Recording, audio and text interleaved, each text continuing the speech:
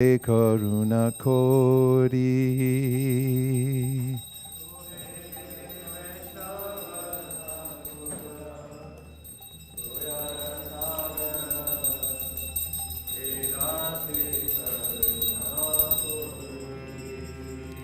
Oh hey Vaishnavata Kura Doyara Sagara Idase Karuna Kori.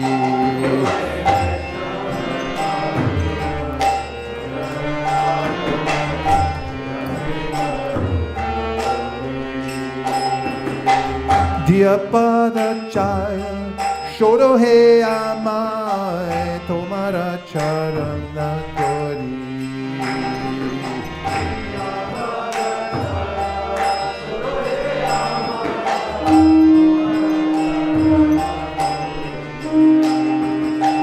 Jaya Bekatomi Chaya Dosha Shodhi Chaya Guna Deho Dase.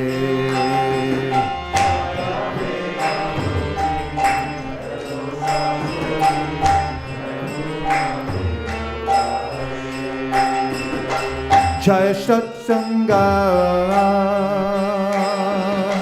Deho he amare Boshashi Shangirashe.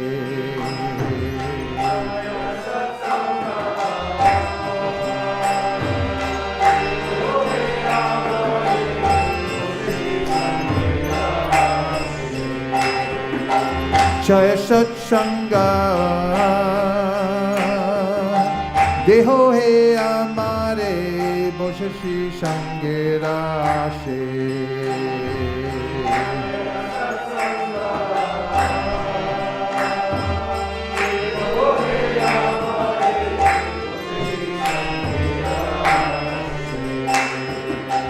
Ekaki amar nahi pai balo harinama sankirtane.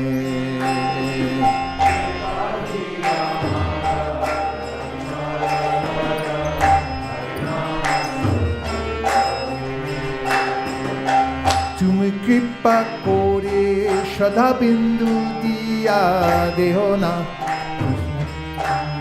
Again.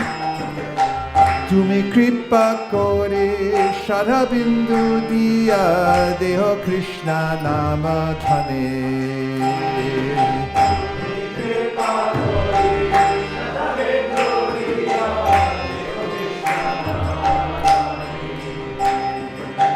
Krishna se tomar, Krishna dite paro, tomara shakti ache.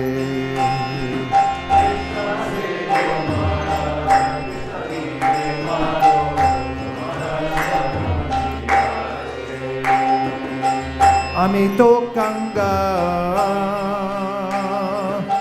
Krishna Krishna bole Dayatava pache pache.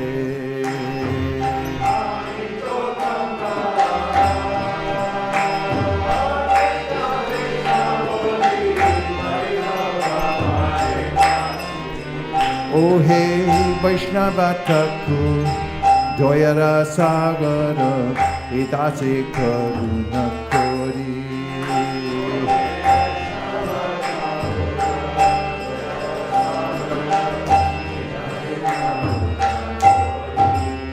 Jaya Vaishnava Thakur Vaishnava Thakur Vaishnava Thakur Jaya Vaishnava Thakur.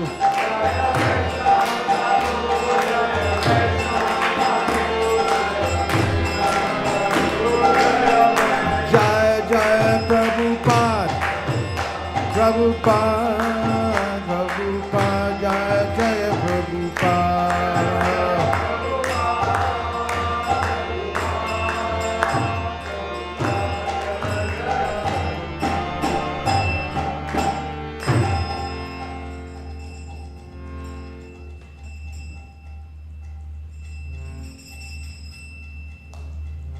Chaitanya Mahaprabhu.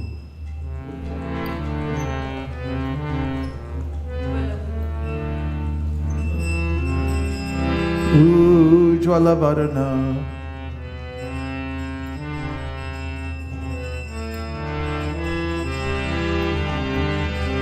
Ujjvala Varana Gauravadeteham Vilasita Nirabari Bhavaviteham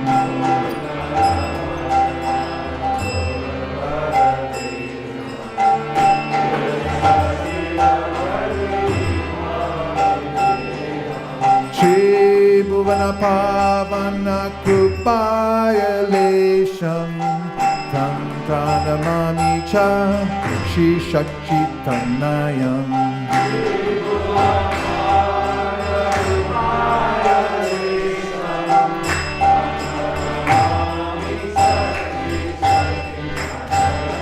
Gagaram Tada Bhava Vikaram Durjana Tarjana Nada Vishalam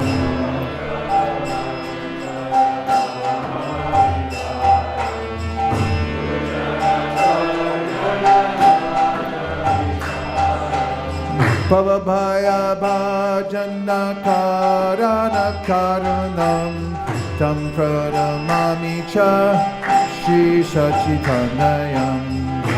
His mercy dispels all fears caused by worldly existence. Unto that son of Sri Sachinanda. Arunam Bharadara Charu Kapolam Indu Vinindita Nakachaya Ruchiram. He wears garments the color of rising sun. His cheeks are very captivating. His fingernails surpass the beauty and radiance of the moon. Jalpita Nitya Guna Nama Vinodam Tam Pranamami Cha Shri Sachitanayam. He takes delight in uttering the glories of his own transcendental qualities and holy name.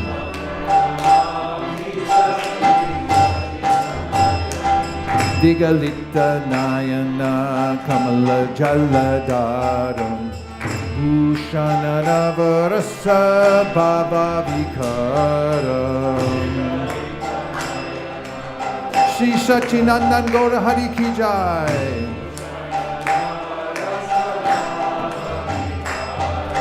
Gati Yati Mantara Nritya Vilasam Tam Pranamami Cha Shri Sachitanayam.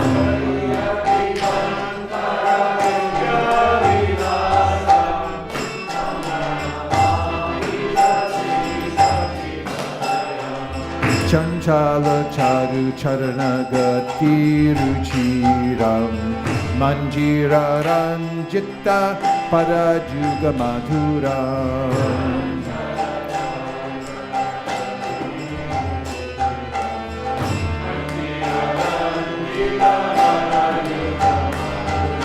Chandravanindita Shitala Varanam Tam Pranamami Cha Shri Sachitanayam.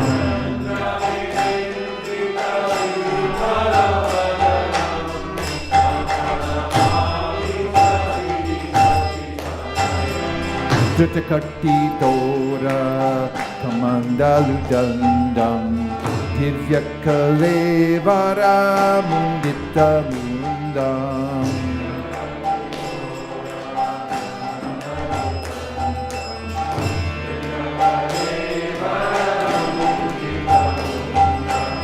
Durjana Kalmasha Kandana Dandam Tam Pranamami Cha Shri Sachitanayam.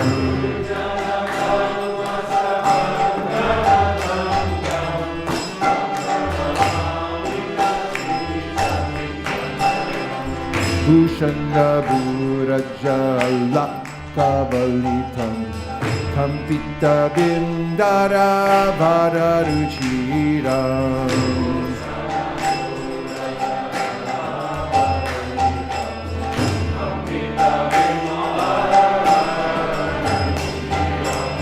Malayajanira Chitta Ujjvala Tilakam Tam Pranamami Cha Shri Sachitanayam.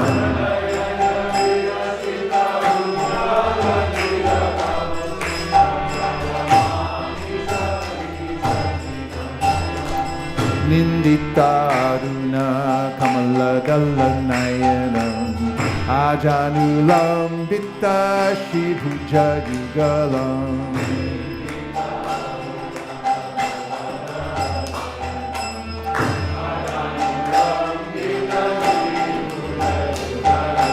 Kalevara Kaishora Nartakavesham Tam Pranamami Cha Shri Sachitanaya Sachinandan Gaura Hari Ki Jai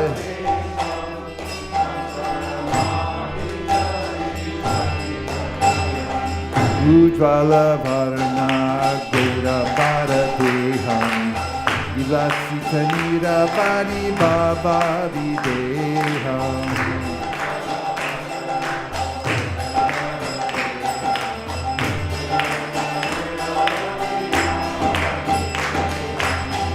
Bhuvana Pavana Kripayalesham Gangranamami Cha Shri Sachitanayam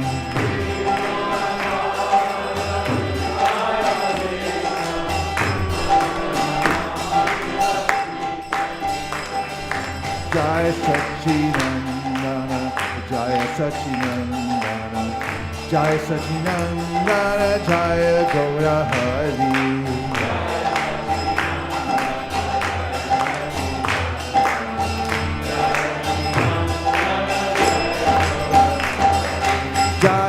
Sachinandana, Jaya Sachinandana, Jaya Sachinandana, Jaya Gaura Hari.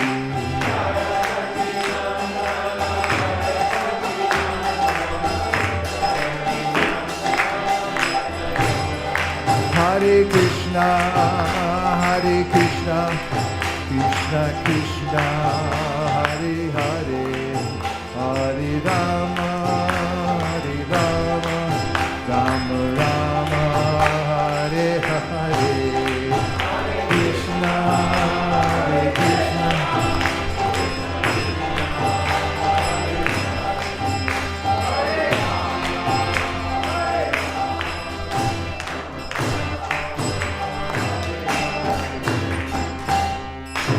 Bhavaji Shesha Kapruvisha Nitrachari Uttajiva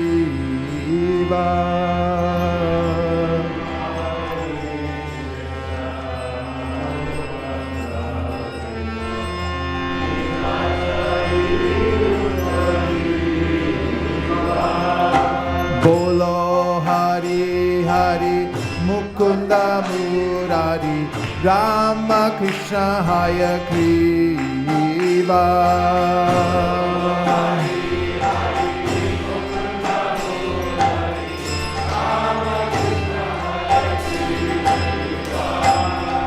Nashringavamana Shimarusurana Prajendranandana Shyama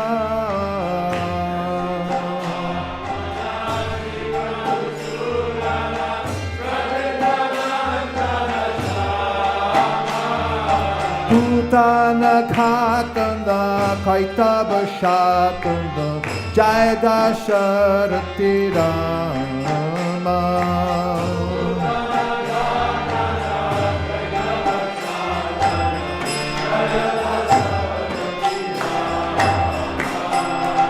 Yashoda Dulala Govinda Gopala Vrindavana Purandara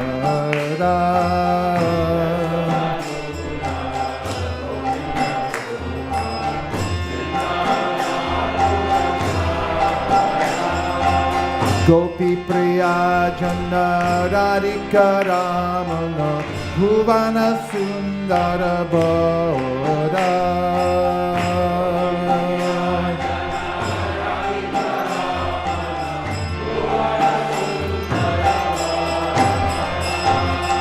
Ravanatha Kara Makara Taskara Gopi Jana Vastrahare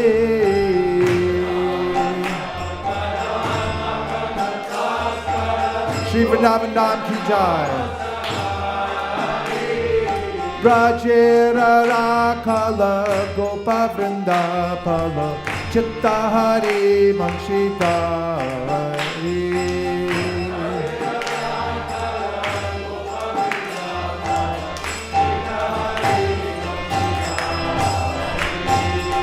Yogendra Bandana Shri Nandanandana Prajajana Bayahari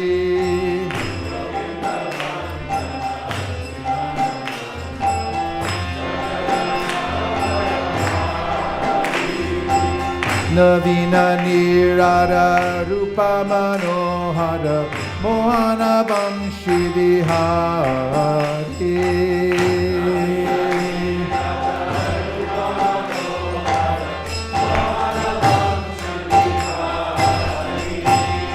Yashoda Nandana Kamsani Sudana Nikunjara Savilase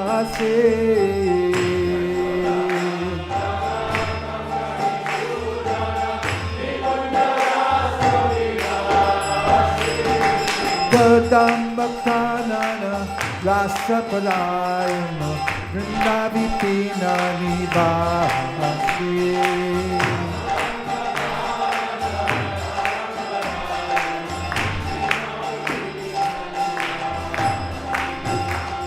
Ananda Varuna Premani Ketana Kulashara Jojakama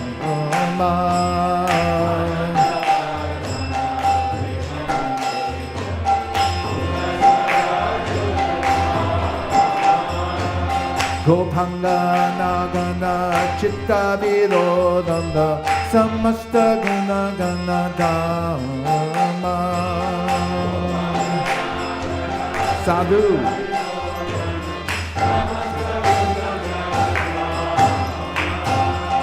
Jamuna Jivana Keliparayana Manasa Chandra Chakora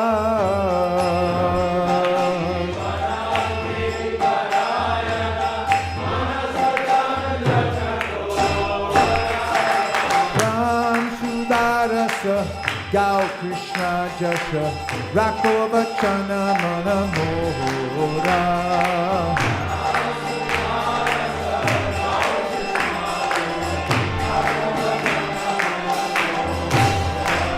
Hare Krishna Hare Krishna Krishna Krishna Hare Hare Hare Rama Hare Rama Rama Rama Hare Hare Haribo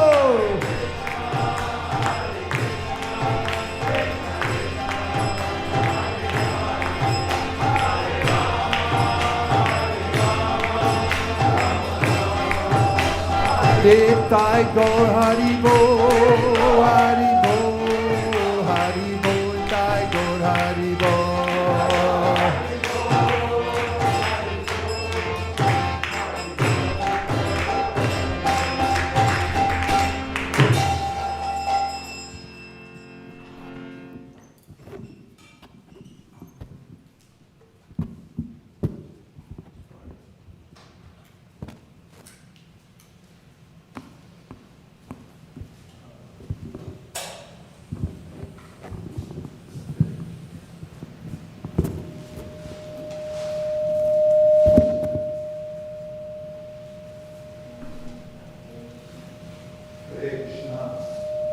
Hare Krishna.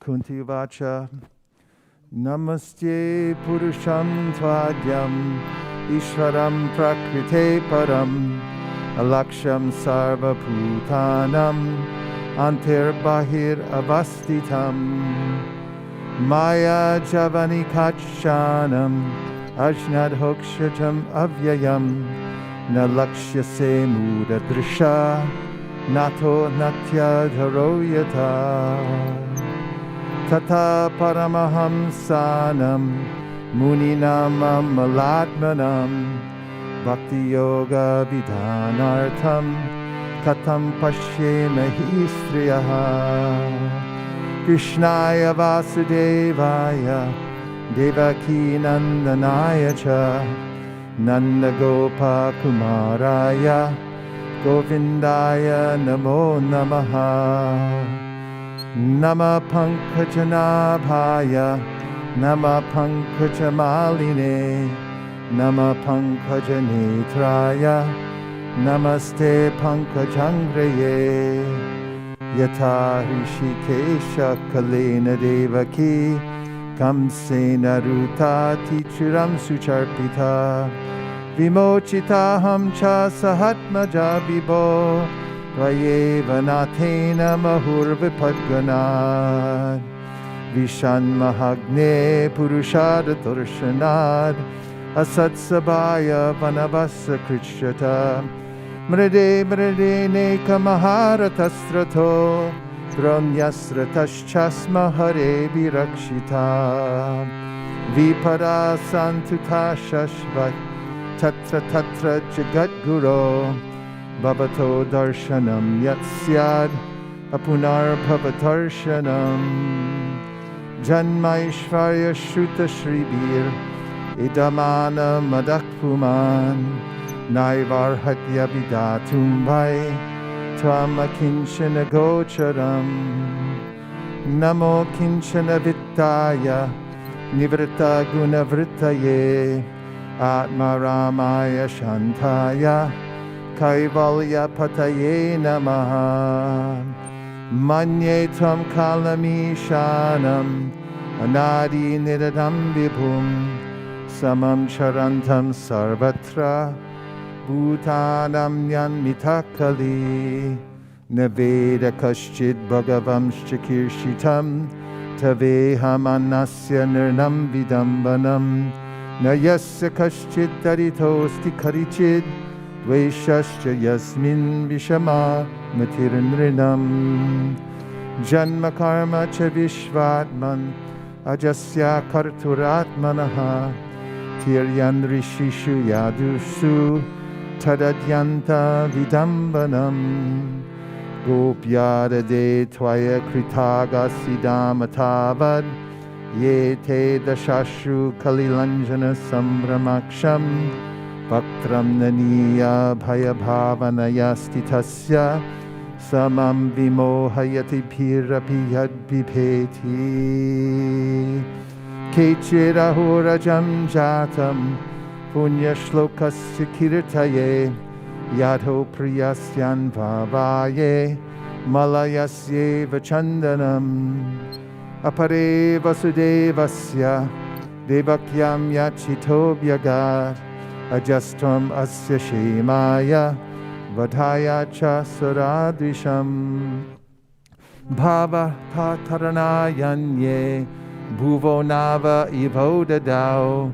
Siddhantya Bhuri Bharina Jato Hyatma Bhuvartitaha Bhavesmin Klishamananam Avidya Kama Karmabi Shravana Smaranarhani Karishyan Iti Kechana Shinvanti Gayanti Granantya Bhikshnasha Smaranti Ninantanti Tavehitam Jana Ta Eva Pashyantya Vacharena Tavakam Bhava Pravaho Paramam Padambujam Apyasya Nastvam Swakrite Hita Prabho Jihasasi Swritsurino Nujivina Yesham Nachanyad Bhavata Padambujat Parayanam Rajasu Yojitam Hasam Kevayam namarupabhyam yadubhi sahapandava bhavato darshanam yarhi rishikanam iveshitu neyam shobhishyate tatra yate danim gadadhara tvatpadar ankita bhati swalakshana valakshitai ime janapada sriddha supakau shadir viruda manadri nadyudanvanto hyedante tava vikshitai ata vishvesha vishvatman vishvamurte swakeshu me sneha pasham imam chindi dridham pandushu vrishnishu tvaime nanya vishaya matir madhu pate sakrit ratim udvahatadhadda gange vaugam udanvati Shri Krishna Krishna Saka Vrisha Vrisha Bhavani Drug Rajanya Vamsha Dahanana Pavarga Virya Govinda Godvija Sarati Haravatara Yogeshwara Kilo Guru Bhagavan Namaste Shri Kunti Uvacha Sutuvacha Pratyathetam Kalapadai Parinukta Kilodaya Mandam Jahasa Vaikunto Mohayan Eva Mayaya. Srimati Kunti said, O Krishna, I offer my obeisances unto you because you are the original personality and are unaffected by the qualities of the material world. You are existing both within and without everything, yet you are invisible to all. Being beyond the range of limited sense perception, you are the eternal, irreproachable factor, covered by the curtain of diluting energy. You are invisible to the foolish observer, exactly as an actor dressed as a player is not recognized.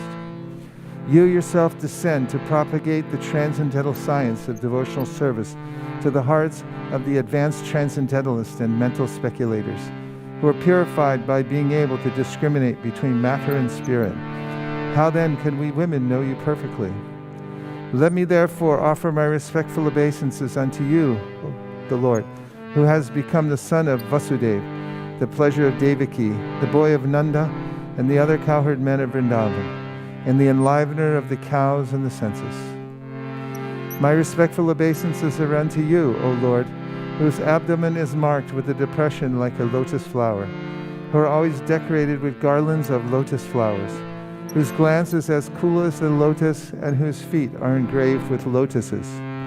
O Hrishikesh, master of the senses and lord of lords, you have released your mother Devaki, who was long imprisoned and distressed by the envious King Kamsa, and me and my children from a series of constant dangers.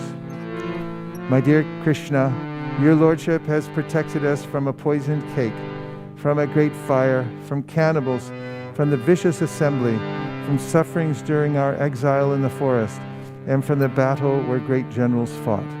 And now you have saved us from the weapon of Ashvatthama. I wish that all those calamities would happen again and again, so that we could see you again and again, for seeing you means that we will no longer see repeated births and deaths. My Lord, your lordship can easily be approached, but only by those who are materially exhausted. One who is on the path of material progress, trying to improve himself with respectable parentage, great opulence, high education, and bodily beauty, cannot approach you with sincere feeling. My obeisances are unto you, who are the property of the materially impoverished. You have nothing to do with the actions and reactions of the material modes of nature. You are self-satisfied, and therefore you are the most gentle and are the master of the monists. My Lord, I consider your lordship to be eternal time, the supreme controller without beginning and end, the all-pervasive one. In distributing your mercy, you are equal to everyone. The dissensions between living beings are due to social intercourse. O Lord, no one can understand your transcendental pastimes, which appear to be human and so are misleading. You have no specific object of favor, nor do you have any object of envy. People only imagine that you are partial. Of course, it is bewildering, O soul of the universe, that you work though you are inactive, and that you take birth though you are the vital force of the unborn. You yourself descend amongst animals, men, sages, and aquatics. Verily, this is bewildering. My dear Krishna, Yashoda took up a rope to bind you when you committed an offense, and your perturbed eyes overflooded with tears, which washed the mascara from your eyes. And you were afraid, though fear personified is afraid of you. This sight is bewildering to me. Some say that the unborn is born for the glorification of pious kings, and others say that he is born to please King Yadu, one of your dearest devotees. You appear in his family as sandalwood appears in the Malaya hills. Others say that since both Vasudeva and Devaki prayed for you, you have taken birth as their son. Undoubtedly you are unborn, yet you take birth for their welfare and to kill those who are envious of the demigods. Others say that the world, being overburdened like a boat at sea, is much aggrieved, and that Brahma, who is your son, prayed for you, and so you have appeared to diminish the trouble. And yet others say that you appeared for the sake of rejuvenating the devotional service of hearing, remembering, worshipping, and so on, in order that the conditioned souls suffering from material pangs might take advantage and gain liberation. O Krishna, those who continuously hear, chant, and repeat your transcendental activities, or take pleasure in others doing so, certainly see your lotus feet, which alone can stop the repetition of birth and death. O my Lord, you have executed all duties yourself. Are you leaving us today, though we are completely dependent on your mercy, and have no one else to protect us, now when all kings are at enmity with us? As the name and fame of a particular body is finished with the disappearance of the living spirit, similarly, if you do not look upon us, all our fame and activities, along with the Pandavas and Yadus, will end at once. O Gadadhara Krishna, our kingdom is now being marked by the impressions of your feet, and therefore it appears beautiful. But when you leave, it will no longer be so. All these cities and villages are flourishing in all respects because the herbs and grains are in abundance.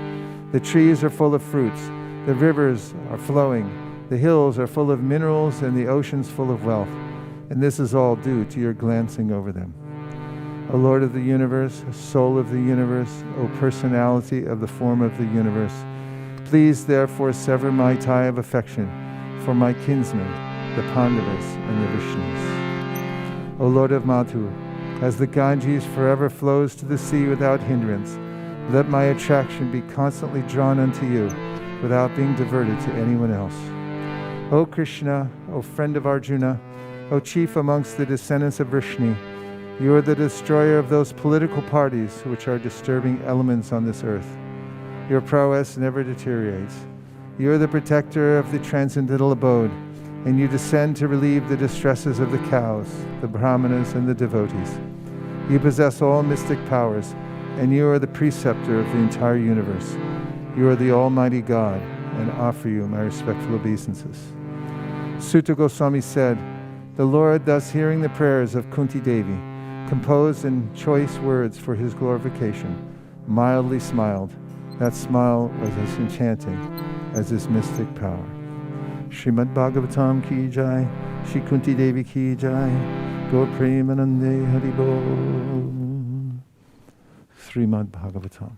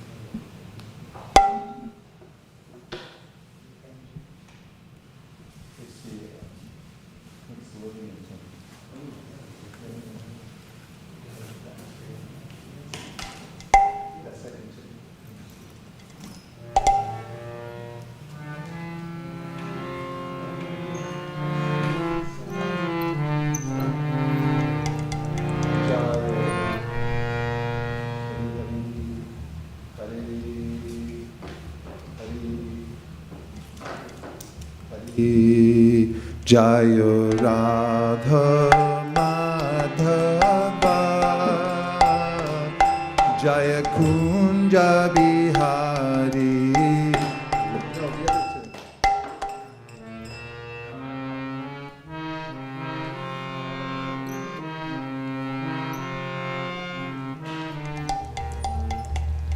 Jaya Radha Madhava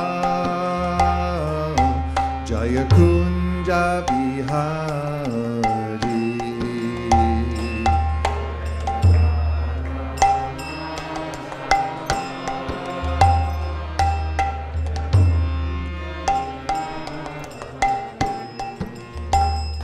Jaya Radha Madhava Jaya Kunja Bihari.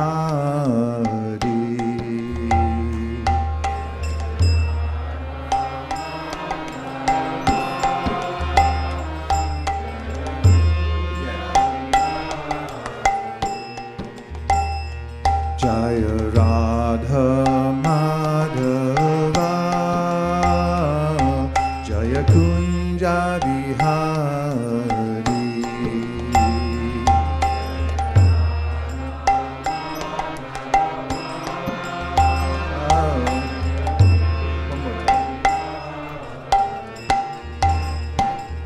Jaya Radha Madhava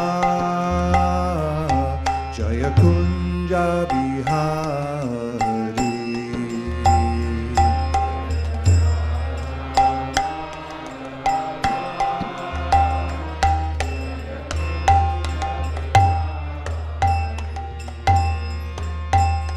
Gopi Janna Balaba Jaya Girivardhari.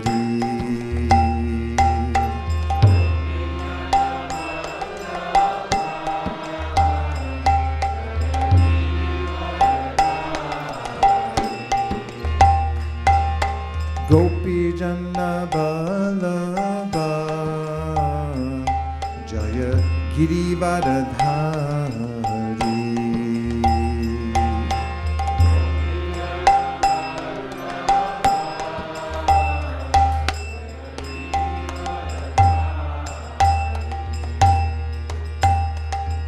Yashoda Nandana Vraja Janaranjana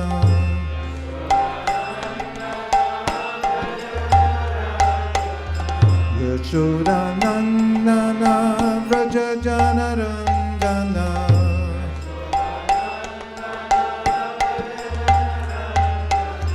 Yashoda Nandana Vraja Janaranjana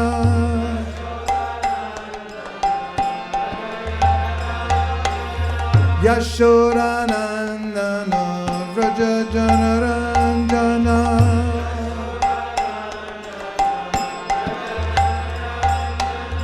Yashodanandana Vraja Janaranjana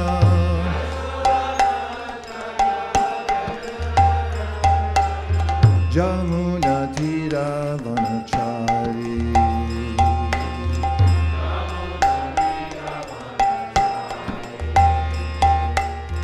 Jamuna Tira Vanachari.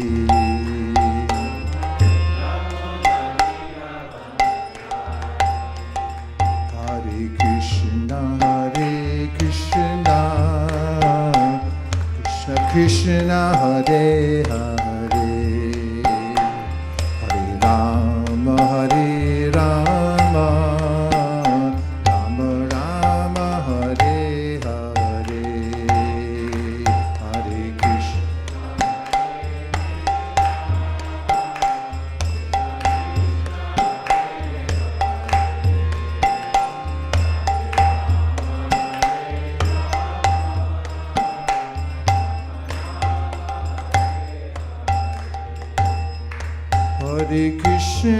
Hare Krishna Krishna Krishna Hare Hare Hare Rama Rama Rama Hare Hare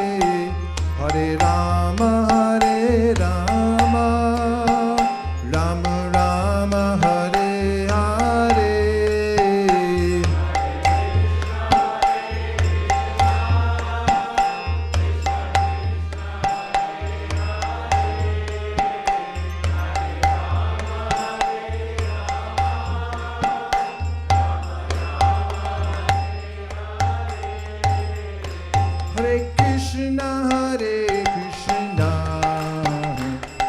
Krishna, Hare Hare, Hare Rama, Rama Rama, Hare Hare.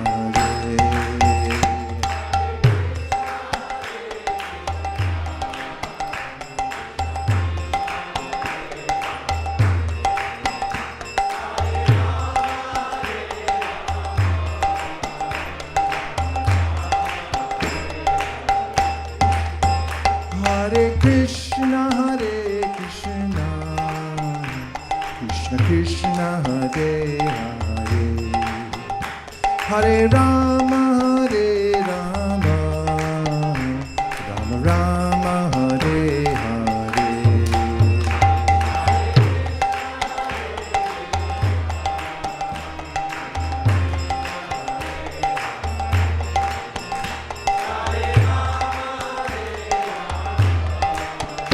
Rama Rama, Hare Hare, Go Premanande, Nitai Gaura Haribo, Haribo, Haribo, Nitai Gaura Haribo.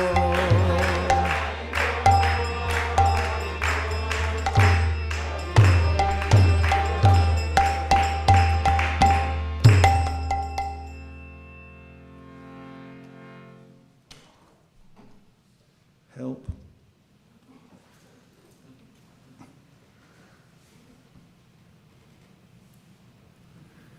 Om Namo Bhagavate Vasudevaya. Om Namo Bhagavate Vasudevaya. Om Namo Bhagavate Vasudevaya. Narayana Namaskritya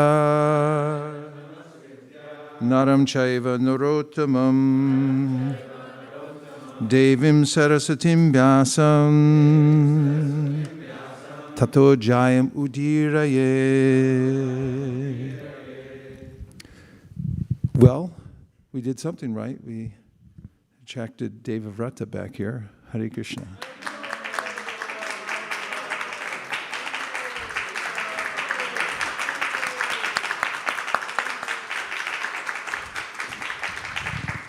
And all of you. Hare Krishna. So we have a little time to hear and chant before we drop dead. So let's take advantage of it. And on a scale of 1 to 10, 10 being a burning hot desire to hear this morning, and 1 being you'd like to walk out now and go take a snooze somewhere else, where are we? What? 11? 10? Anyone over here? 7? 10? 11? 108. Okay. That's so hot, it'll burn up your material, physical, subtle and gross body. 108 degrees. Hare Krishna. So, the first verse we'll look at today is from the Srimad-Bhagavatam 3:25-28. If you would, be so kind. It's 3:25?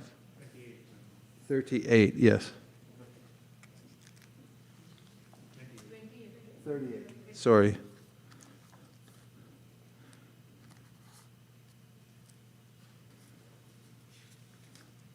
Krishna Hare Hare,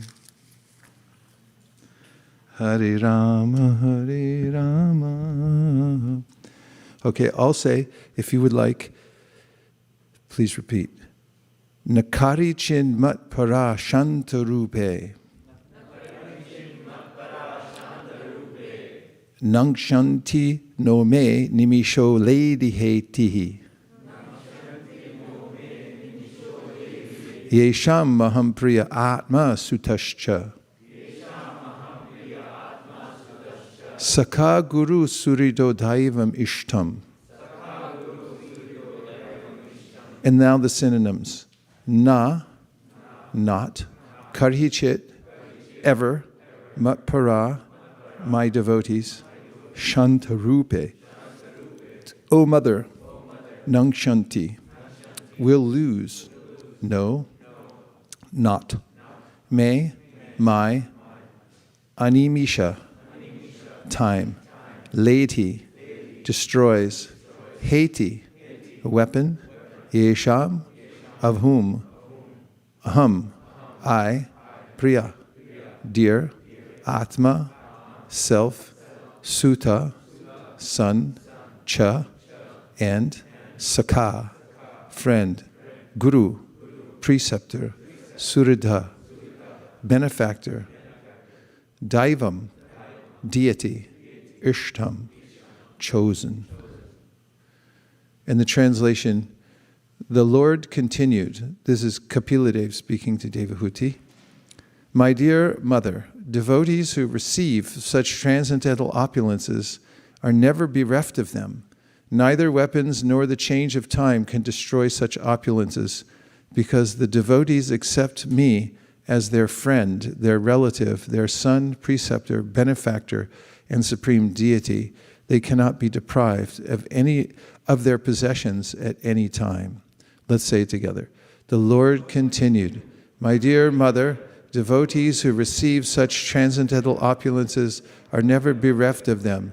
Neither weapons nor the change of time can destroy such opulences, because the devotees accept me as their friend, their relative, their son, preceptor, benefactor, and supreme deity. They cannot be deprived of their possessions at any time. Purport. It is stated in Bhagavad Gita that one may elevate himself to the higher planetary systems, but even up to Brahmaloka by dint of pious activities. But when the effects of such pious activities are finished, one again comes back to this earth to begin a new life of activities. Thus, even though one is promoted to the higher planetary system for enjoyment and a long duration of life, still that is not a permanent settlement. But as far as the devotees are concerned, their assets, the achievement of devotional service, and the consequent opulence of Vaikuntha, even on this planet, are never destroyed. In this verse, Kapila addresses his mother as Shantarupa, indicating that the opulences of devotees are fixed because devotees are eternally fixed in the Vaikuntha atmosphere, which is called Shantarupa, because it is in the mode of pure goodness, undisturbed by the modes of passion and ignorance. Once one is fixed in the devotional service of the Lord, his position of transcendental service cannot be destroyed, and the pleasure and service simply increase unlimitedly. For the devotees engaged in Krishna consciousness in the Vaikuntha atmosphere, there is no influence of time. In the material world, the influence of time destroys everything, but in the Vaikuntha atmosphere, there is no influence of time or of the demigods, because there are no demigods in the Vaikuntha planets. Here our activities are controlled by different demigods. Even if we move our hand and leg, the action is controlled by the demigods. But in the Vaikuntha atmosphere, there is no influence of the demigods or of time. Therefore, there is no question of destruction. When the time element is present, there is the certainty of destruction. But when there is no time element, past, present, and future, then everything is eternal. Therefore, this verse uses the word na nakshanti, indicating that the transcendental opulences will never be destroyed. Nangshanti, I meant to say. The reason for freedom from destruction is also described. The devotees accept the Supreme Lord as the most dear personality and reciprocate with him in different relationships. They accept the Supreme Personality of Godhead as the dearmost friend, the dearmost relative, the dearmost son, the dearmost preceptor, the dearmost well-wisher, or the dearmost deity. The Lord is eternal. Therefore, any relationship in which we accept him is also eternal. It is clearly confirmed herein that the relationships cannot be destroyed, and therefore the opulences of those relationships are never destroyed. Every living entity has the propensity to love someone. We can see that if someone has no object of love, he generally directs his love to a pet animal like a cat or a dog. Thus, the eternal propensity for love is in all living entities. Thus, the eternal propensity for love in all living entities is always searching for a place to reside. I'll repeat that, I love it. Thus, the eternal propensity for love in all living entities is always searching for a place to reside. From this verse, we can learn that we can love the Supreme Personality of Godhead as our dearmost object, as a friend, as a son, as a preceptor, or as a well-wisher. And there will be no cheating and no end to such love. We shall eternally enjoy the relationship with the Supreme Lord in different aspects. A special feature of this verse is the acceptance of the Supreme Lord as the Supreme Preceptor. Bhagavad Gita was spoken directly by the Supreme Lord, and Arjuna accepted Krishna as Guru, or or spiritual master. Similarly, we should accept only Krishna as the Supreme Spiritual Master. Krishna, of course, means Krishna and his confidential devotees. Krishna is not alone. When we speak of Krishna, Krishna means Krishna in his name, in his form, in his qualities, in his abode, and in his associates.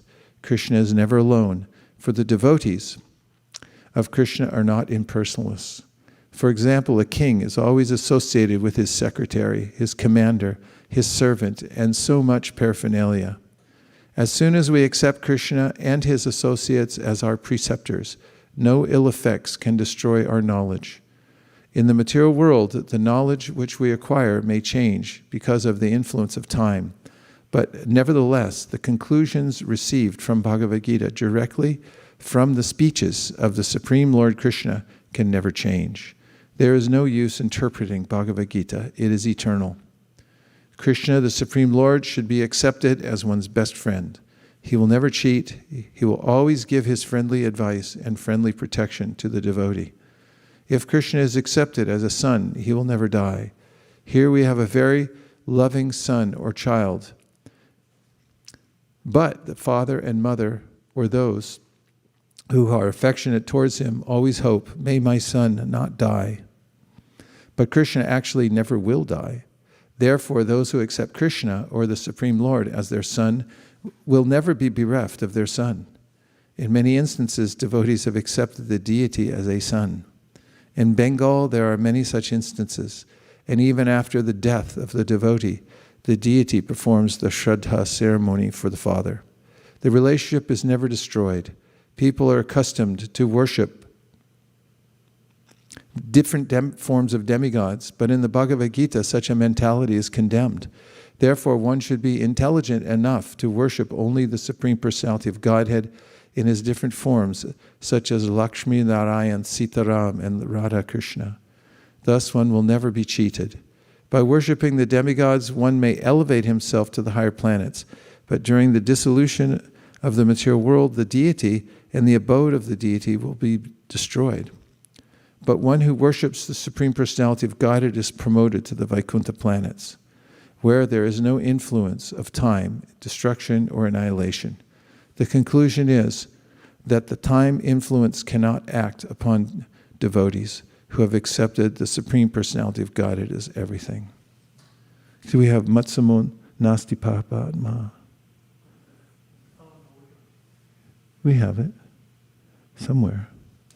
Matsamo nasti papa man naparadi chakaschana parihare pilajjame kimbruve purushottama ivatinam yata yuni unam cha yavatau yata manobhiramate tadvan manomam ramate tvayi bhumaskalita paranam bhumir eva valatmanam.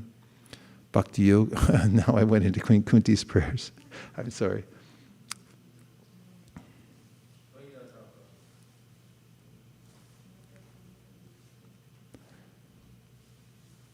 Hare Krishna, Krishna Krishna, Hare Hare, Hare Rama, Rama Rama Hare Hare. So these are beautiful prayers that are in our Archana Padati. They're good to learn them. You can say them before you perform worship or speak. And they have very deep philosophical meanings. I think they'll appear any second now. Matsamo nasti papa ma naparati chakashchana parihare pilajame kimbrove purushottama. So the devotee is admitting his or her offensive nature, surrendering to Krishna. Yes? Did we find it? Okay. Mangala-charana 2 at the very end. Yeah. Naparadi kashana parihari. Then yuvatinam yata yuni yunam cha yuvatau yata manobirabate tadman maname ramatantwai. This is a verse by Rupa Goswami in which he says that just as it's natural for young boys to be attracted to young girls to be attracted to young boys. It's spontaneous. They don't practice it. He said, in the same way, please let my mind be attached to you, Krishna. Bhumau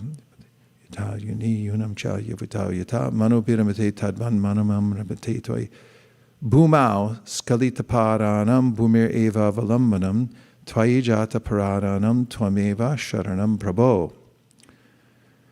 Almost there. Keep going. Yeah. There you go. Okay, we can do it together.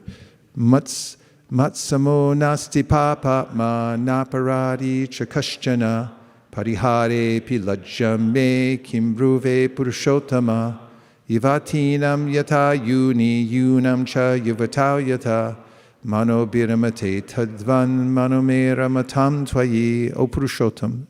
I'd like to do the translation. No sinner or offender is as bad as me, as I am. How can I describe my shame? Just as the minds of young ladies take pleasure in a young man, and the minds of young men take pleasure in a young woman, kindly let my mind take pleasure in you alone.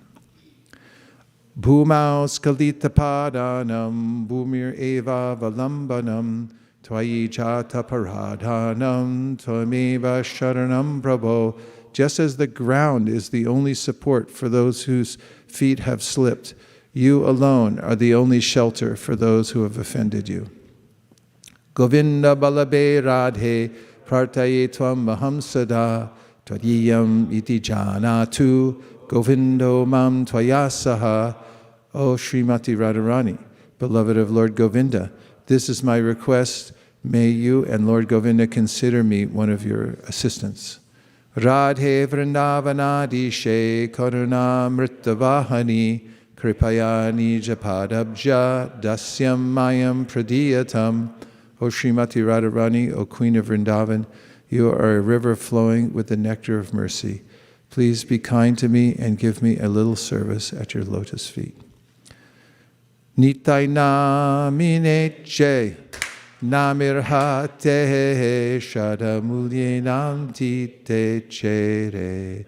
Nitai namineche namirhate shadamulyenam tite chere.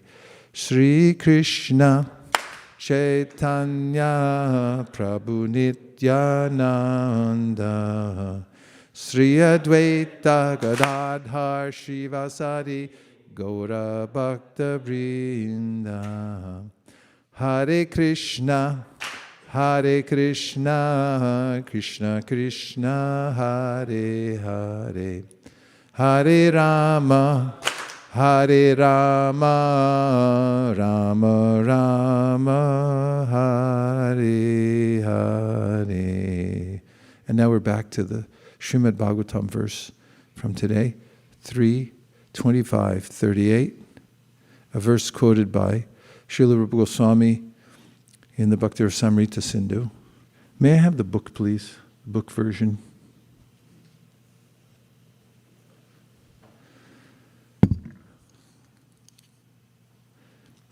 So first, Prabhupada mentions in his purport that no matter what we attain in the material world, either by hard work or by some kind of yajna, that is karma kanda, which is known as elevationism. There's a sense that if I know the rules of the material world and I just follow them properly, then I can stay in a good situation here in the material world. And there's this constant endeavor to do that. And then, of course, people who don't understand how the subtle laws of material nature work hard for cold, hard cash, because they figure if they have enough of that, then they can afford the luxuries of life, including health care and legal defense when they get sued, which is an inevitability if you have assets. And they feel that they could have time off.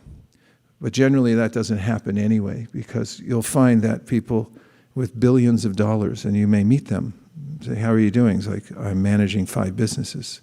Yes, but you're, in advanced old age now. Because I can't give it up.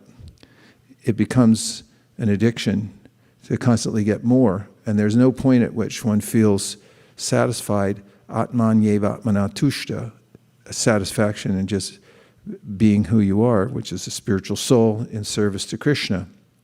So that path doesn't work, and the path of elevationism through karma kanda doesn't work either, because as we heard from in the story of King Nriga, although he was the most expert karma kandi and had the wherewithal to give away in charity billions of cows with golden ornaments, and they were fatty milk bags. They were perfect cows. He made a little mistake, and then he had to be demoted to the body of a lizard, which isn't very nice. It was nice that Krishna pulled him out of the well on the behest of his grandchildren, and then he explained what happened to him. And Krishna explains in summary in the Bhagavad Gita, Shinye Punye Martya Lokam Vishanti, that there's a way in which, although you may accumulate frequent flyer miles, the status eventually will run out. Somehow there'll be a pandemic and you can't fly, and then they'll say, sorry, we don't know you anymore. Where have you been? You're nothing to us now. And the material nature has that kind of mantra also. You're nothing to me now. You never were, actually, but you had a little status for a while, which tends to degrade over time. And then those who go to the higher situations in the material world eventually fall down. And there's always some way in which there can be an aberration in the mantras, in one's practice, and the material nature is a dangerous place to hang around and try to make an adjustment. So we lose whatever we have here in the material world, is the first thing Prabhupada points out. And then he points out that if we transfer the ambition we have for happiness, for relationship, for love to Krishna, then we'll never be disappointed. So that's the essence of this verse. And we never lose that. It's eternal. Krishna says, Neha bikramanashosti pratyavayo navidyate swalpamapya siddharmasya trayate mahato bayat. You don't lose by giving to Krishna.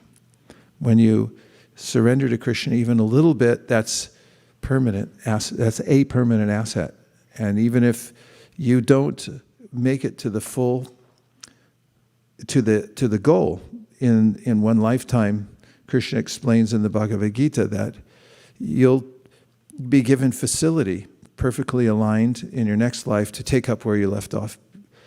And of course, along the way, we also have free will, because that's the gift of the Supreme Lord, the living entity, that we always have the choice of whether we want to take it or not take it.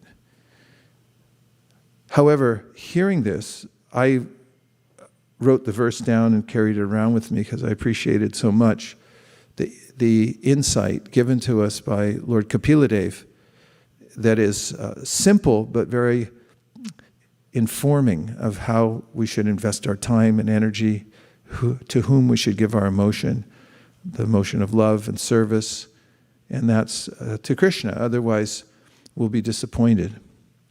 And when we give it to Krishna, even if imperfectly, Krishna will take the good and leave behind the bad. Apichet sudaracharo bhajate mamananya bhak.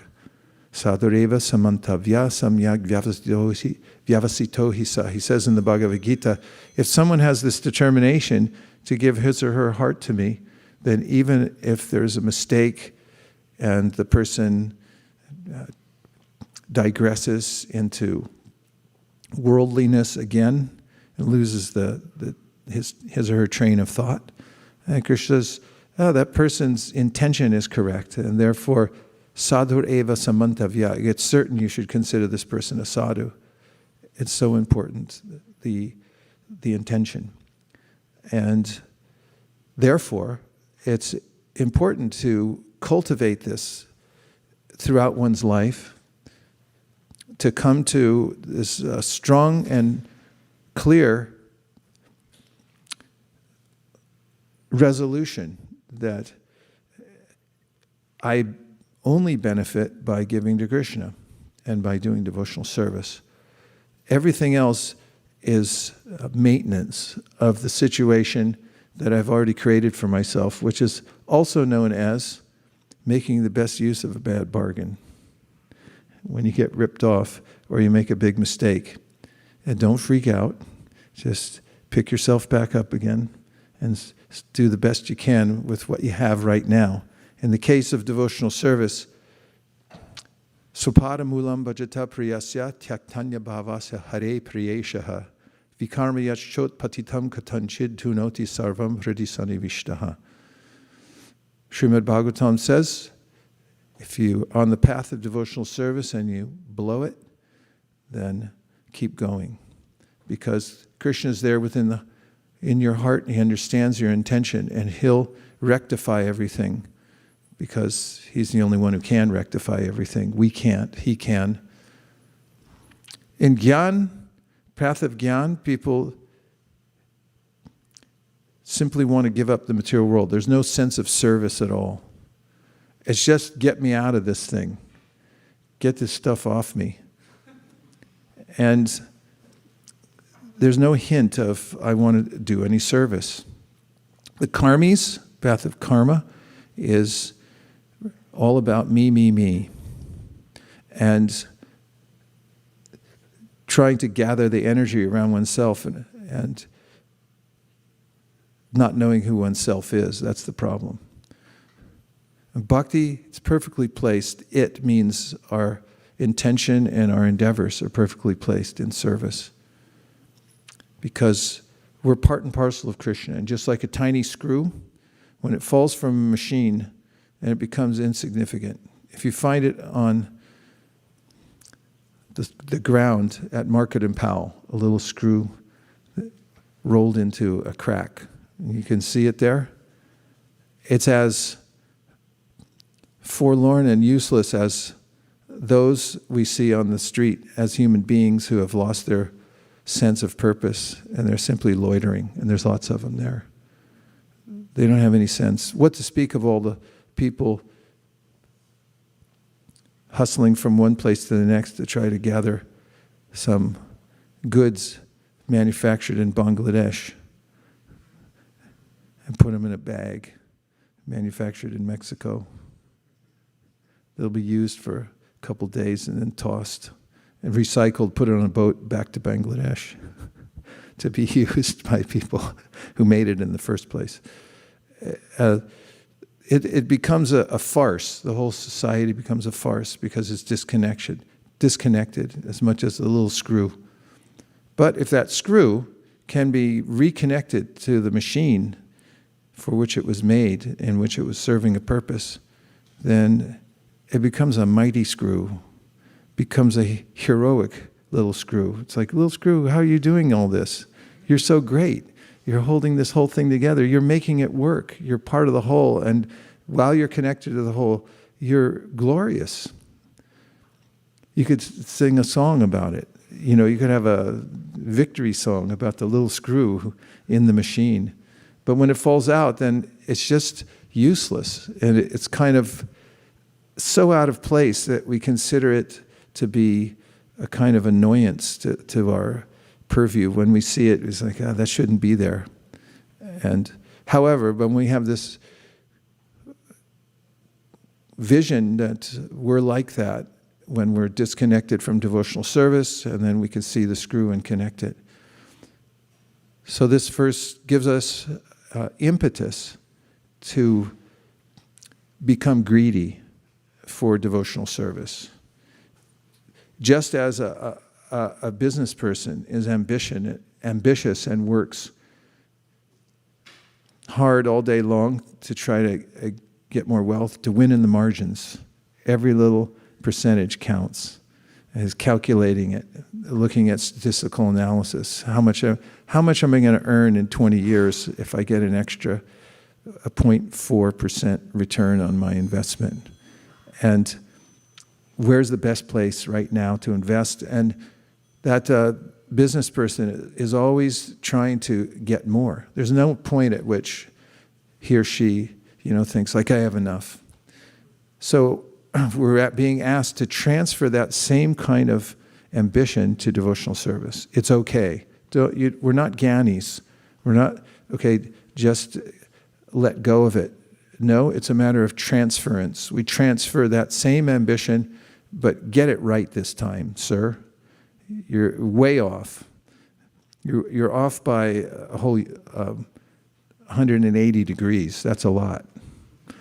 And if you just learn this trick, then we can see the simplest of people, like children who get it and they invest in devotional service. They might not have fully realized it, but everyone thinks, yes, that's very good. But the person who comes to maturity, and that could be at any age, and has this conviction that the right thing to do is to serve Krishna and to give my energy to Krishna in love. And that all other things are important, but they fall into place and are relatively important only in relationship to my main goal in life, which is to serve Krishna and to organize all the other ways in which I have to take care of myself and my family and my bank balance and my education in relationship with what serves my ultimate cause and purpose in life, which is to give my heart to Krishna and give my service to Krishna. We'll never regret it, ever. When Rajendra Nandana Prabhu was just getting ready to step out, which he did quite quickly and gloriously, he was really preparing for it. Of course, we don't know when it's going to come, so when his wife asked him, or they were having a discussion about the situation, Raj said, don't waste time. I saw he wasn't wasting any time. Whenever I saw him in the Dham, he always had his next service lined up. He was always moving from one to the next. He didn't have time for other things. It was all related to his service and to hearing and chanting, and he put his heart and soul into it. If any of you were there for the Guru-puja he led when we were in Jagannath Puri, everybody in the whole yatra almost started crying because of the way Raj was singing that. And he put his heart and soul into it. So when he left, even though he had so much momentum, he said, don't waste time. He was realizing himself, I could have done better. And so we can take this and transfer by degrees over into this slot that the most important aspect of my life is my devotional service, and I should be making investments. And I was referring actually to a verse from the Puranas in which a person compares the devotee to the miser. The miser counts and recounts his coins. He's always going on and checking his bank balance and seeing how much did I earn today? How many do I have? In fact, someone told me that his grandfather was so absorbed in his money that on the way to the hospital, because he was having a heart attack, he stopped at his brokerage to check his balances to see how much he still had, because that becomes the identity of a person who works so hard for it. So in a similar way, the devotee's identity is invested in his or her practice of devotional service. How much have I been able to advance my practice of devotional service, and how much am I invested in it? That's intelligence. Om Tat Sat. And now let's take a few reflections or questions. Are you still at 10 or 108? Okay. We'll just have a few things. Yes.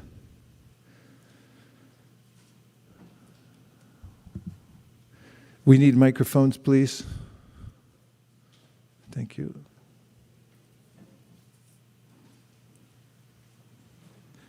Crystal geyser.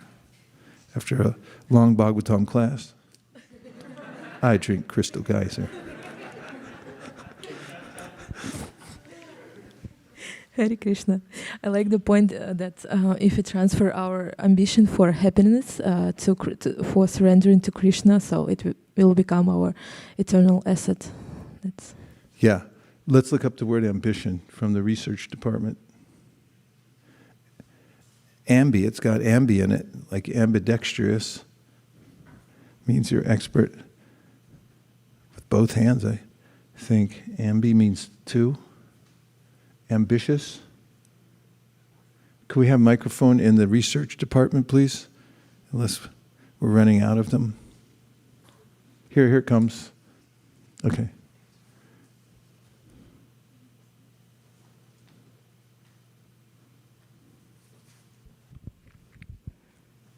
Ambition? Please. Okay. Mid-14th century, eager or inordinate desire for honor or preferment. From Old French. For honor or what? Preferment. I didn't get that. Preferment. We lose 33% through the mask, so it's a proven fact. Preferment. Preferment. From Old French, or directly from Latin, ambitionum, a going around, especially to solicit votes, hence a striving for favor, courting flattery, a desire for honor, thirst for popularity. So we transfer that propensity to wanting to glorify Krishna, wanting it all, instead of coming to my so-called self, this body and mind, I have, when I'm able to transfer that desire for fame and glorification, it's like, no, glorify Krishna. He's the soul of my soul. In fact, yesterday we just heard how Prabhupada said that the only reason I'm attracted, one's attracted to the body, is because the soul's in it. And the only reason we like ourself is because we're part of Krishna. We're attracted to ourself. We're attracted to the body because we're in it. As soon as somebody leaves the body, we leave the body. It's like, ew, I don't like it anymore. And so how much so will we be attracted to Krishna? Do you have more from the etymological dictionary, ambi, what it means? Etymoline, online. The etymological dictionary online. I'm sure. Ambi.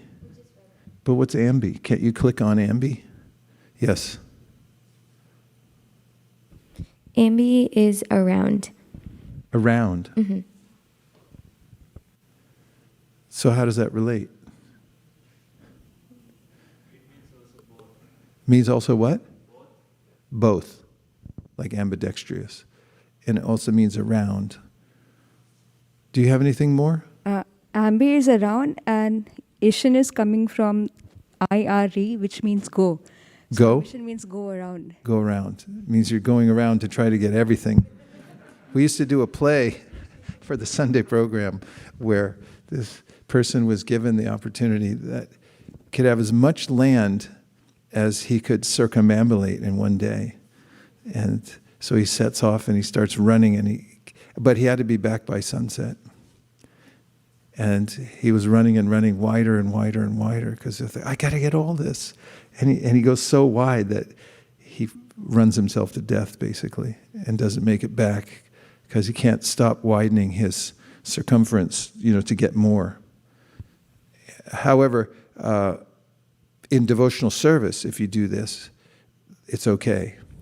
That's the point. And that's the difference doing why I brought up the Gyan Marg. Karma Marg means you're when you're playing a game, like where is it? And the person's looking at you going, cold, colder, colder, colder, colder, colder. And he's like, okay, warmer, warmer, warmer. Have you ever played that? Yeah, so Krishna's trying to help us out. It's like, I'm ambitious, I'm going for it. I know how to organize things. There are people really expert at organizing. They have all the principles down, but they're going cold, cold, cold, cold, going the wrong direction. It's like, let me look in here. It's like really cold, ice cold.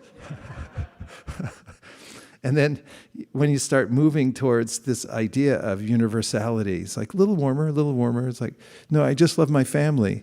No, I love my whole town. It's like a little warmer, a little warmer. I like the whole world, everybody in it. A little warmer, a little warmer. It's like, living entities. Yeah, that's kind of getting warm. It's like, what's the source of all living? Yeah, you're getting really warm. So we have to, come to this triangulation where we find out what our real interest is. And nobody knows. They really don't know because they're in ignorance. It's a disease. Yes, Prabhu. So it's Middle English, ambition, borrowed from Anglo-French and Latin. And so ambition, borrowed from Latin, is act of soliciting for votes, running for a public office, striving after popularity, desire for advancement. From ambire, to encircle, visit in rotation, solicit political support, and seek to obtain. And then shan is the prefix. It gives a nice image of what ambition means, right? Like you're really into it. You're moving around. You're going everywhere, knocking every door. Hi, I'm running for office. I'd like to count on your vote. Or selling cars. Bob, what's it going to take to get you into a Chevrolet today? You're moving everywhere. You're covering everything. You got all your cards in order and everything like that. But you're cold. You're doing it for the wrong reasons. So move it into the right category. Be like that. It's okay. We're not Gyanis. We're not saying it's like I'm not doing anything because I don't want to get that stuff on me anymore. We're doing it for service instead. I'll do it to serve Krishna. Then it feels right. Then that natural tendency of the soul to be ambitious, to go everywhere. Even Krishna says it. It's related, not etymologically exactly, but the idea is related to pari, to go around, parikrama, to step around everywhere. So in Narupam asyeha tatopa labhyate nanto nacharyan nachasam pratishta ashvatamenam suvaruda mulam asanga shastrena dridhena chitva. So we get that far in the verse, and Krishna's saying, you really took a wrong turn. You went 180 degrees the wrong way. Hint, cut that part down. Stop it. Now, he says, tatakpadam tat parimargitavyam. Parimargitavyam means get on the right path and really go for it. Pari. You can move on this. You cover all the space with all your might. You can put your ambition into that. Why? Tatakpadam tat parimargitavyam yasmin gata na nirvatanti bhuya tame vachadyam purusham prapadye yatak praviti prashrita parani. Because there is a destination to reach where you'll be completely satisfied, and that is the source of everything, which is a person. It's Krishna, and everything comes from him. So now if you just turn the parikrama a little further around the other way and go that way, cut down your losses, which means don't invest yourself emotionally in the material world. Yes, you're in it, you have to deal with it, but through the weapon of detachment. It's like, be able to walk away from things. I was thinking about that on our last trip, because getting ready to go for a small trip is not so hard, although getting out of one's so-called comfort zone is always a little onerous. But then a longer trip, the longer it goes, like 3 weeks was our last trip, and then you have to think about, what I'm going to take with me, what should I leave, do I want to carry all this stuff? Do I actually need this or that? And we also have to consider what we're going to take with us when we leave. And I was thinking the other day that the verse, Yang Yang Vapi Smaran Bhavam Tajat Yante Kalevaram Tam Tam Evaiti Konteya Saratatab. That's the time when the cab comes for you. You know what I mean? The Uber. The Uber's there. So you got 5 minutes. If you're driving somewhere, it's like, I'll go an hour later. What's the difference? But if the Uber's coming and you got to get in, and then boarding time is at 10:45, you have to be there, then it's a big deal. It's like, do I need that extra pair of socks or not? You really have to, there's a cutoff point in thinking. So there's a time that Uber's going to come. And then, all the stuff that, unless you've considered it, what am I taking with me when I go, then it's inevitable that you'll be over-encumbered. Encumbered is enough. You'll be encumbered by various superfluous items. So there's only two, to make it really simple, Yang Vapi Smaran Bhavam. So Krishna's saying, when you leave this particular body you're in now, you're going to have a bhava, which means a set of attachments. That's what you're going to have. Now, are those attachments, and there's a spectrum. On this side of the spectrum, you've got attachment to material things. They're temporary. We just heard about that. And on the other side is attachment to Krishna. We heard that about in Queen Kunti's prayers. Tvai me nanya vishaya madhu patetas. Matir madhu patesakrit. Let all my attachment go that way towards Krishna. So you got the spectrum. What's it going to be? And now is the time to cultivate, because when we have to step out of the body, then Krishna says, wherever that attachment is, wherever your bhava is, wherever it carries you, that's going to carry you forward. So you're determining your own future. So be an adult, be a mature person, an intelligent person, and transfer now. Get ready for it now. It's the big traverse when we leave this particular body. We have to get ready for it. Yes.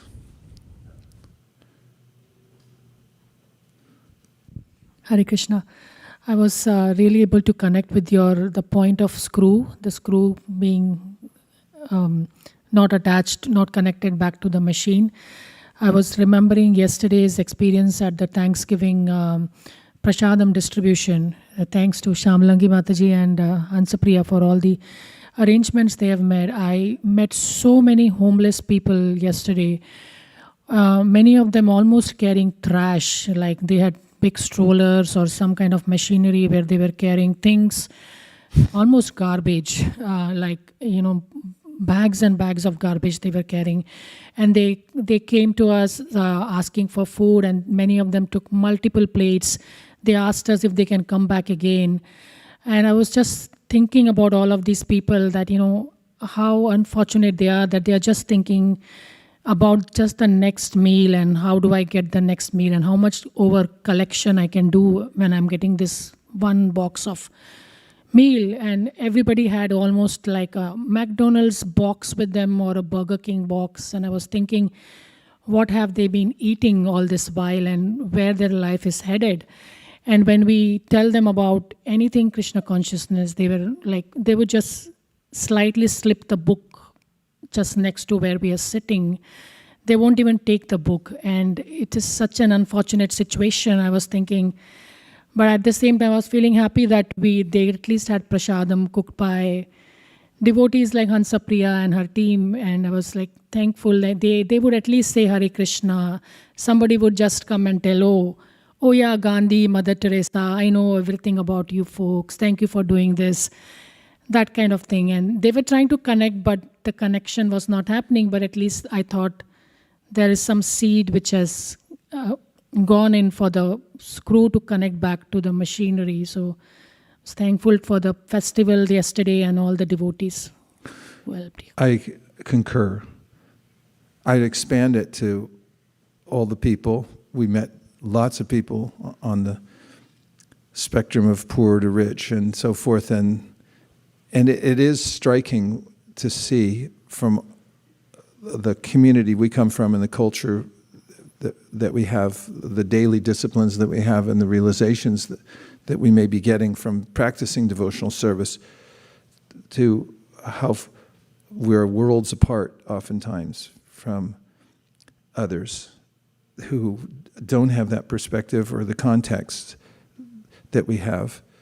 And that's always interesting to note, how far away people are.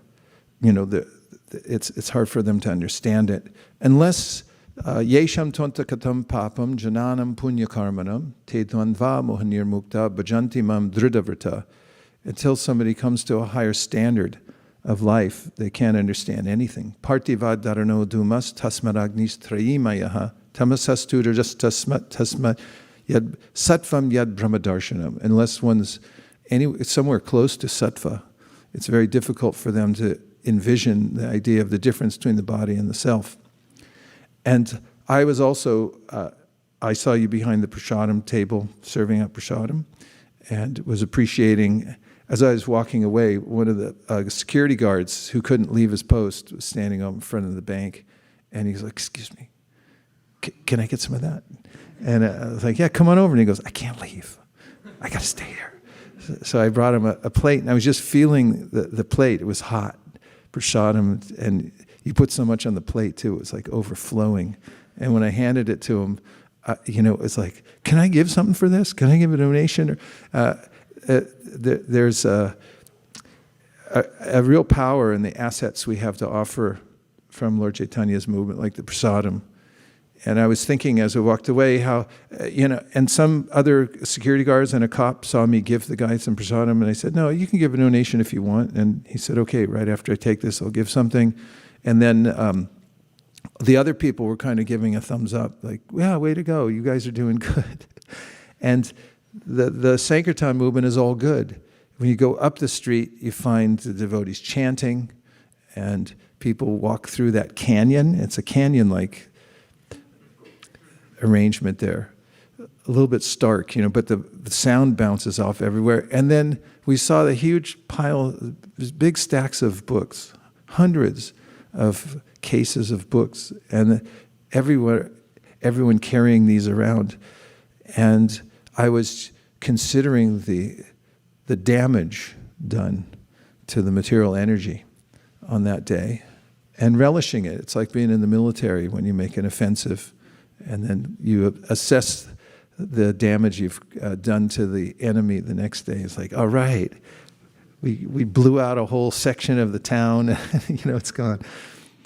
So it's considerable. And those assets are permanent also. Although they may start at a very low level, as you pointed out, they'll say something, appreciate something, and that's permanent. It applies to this verse also, just like Neha Bikramanashosti, Swalpam Apyasya, a little bit of advancement. You never lose it. It's eternal. So it's very satisfying when you're giving it out also. If it's just giving food out to feed the hungry, I've had this realization about the birds. My father gave me a bird feeder for some reason before he left the world. And I kept it for many years thinking, what am I going to do with this? And then I finally started buying bird seeds and filling it up. But then we travel so much, I'd put it up there and the birds are like, "Yay, thanks." Actually, that's my point. They didn't say thanks. They just ate it and a bunch of my garden too. While they were hanging out, waiting to eat more there. But the main point, I love the birds, don't get me wrong. But my point is this, that they really didn't know where it came from. They had no idea that somebody was filling it up, and that I went to a little bit of expense and trouble to put it up there away from the cats and stuff like that. And similarly, most people have no idea where their maintenance is coming from, where anything's coming from, no idea whatsoever. So coming into this perspective of getting gifts from the Supreme Personality of Godhead and how they're permanent, this is the great wealth of life. Okay, a couple more. Devrata. Hare Krishna.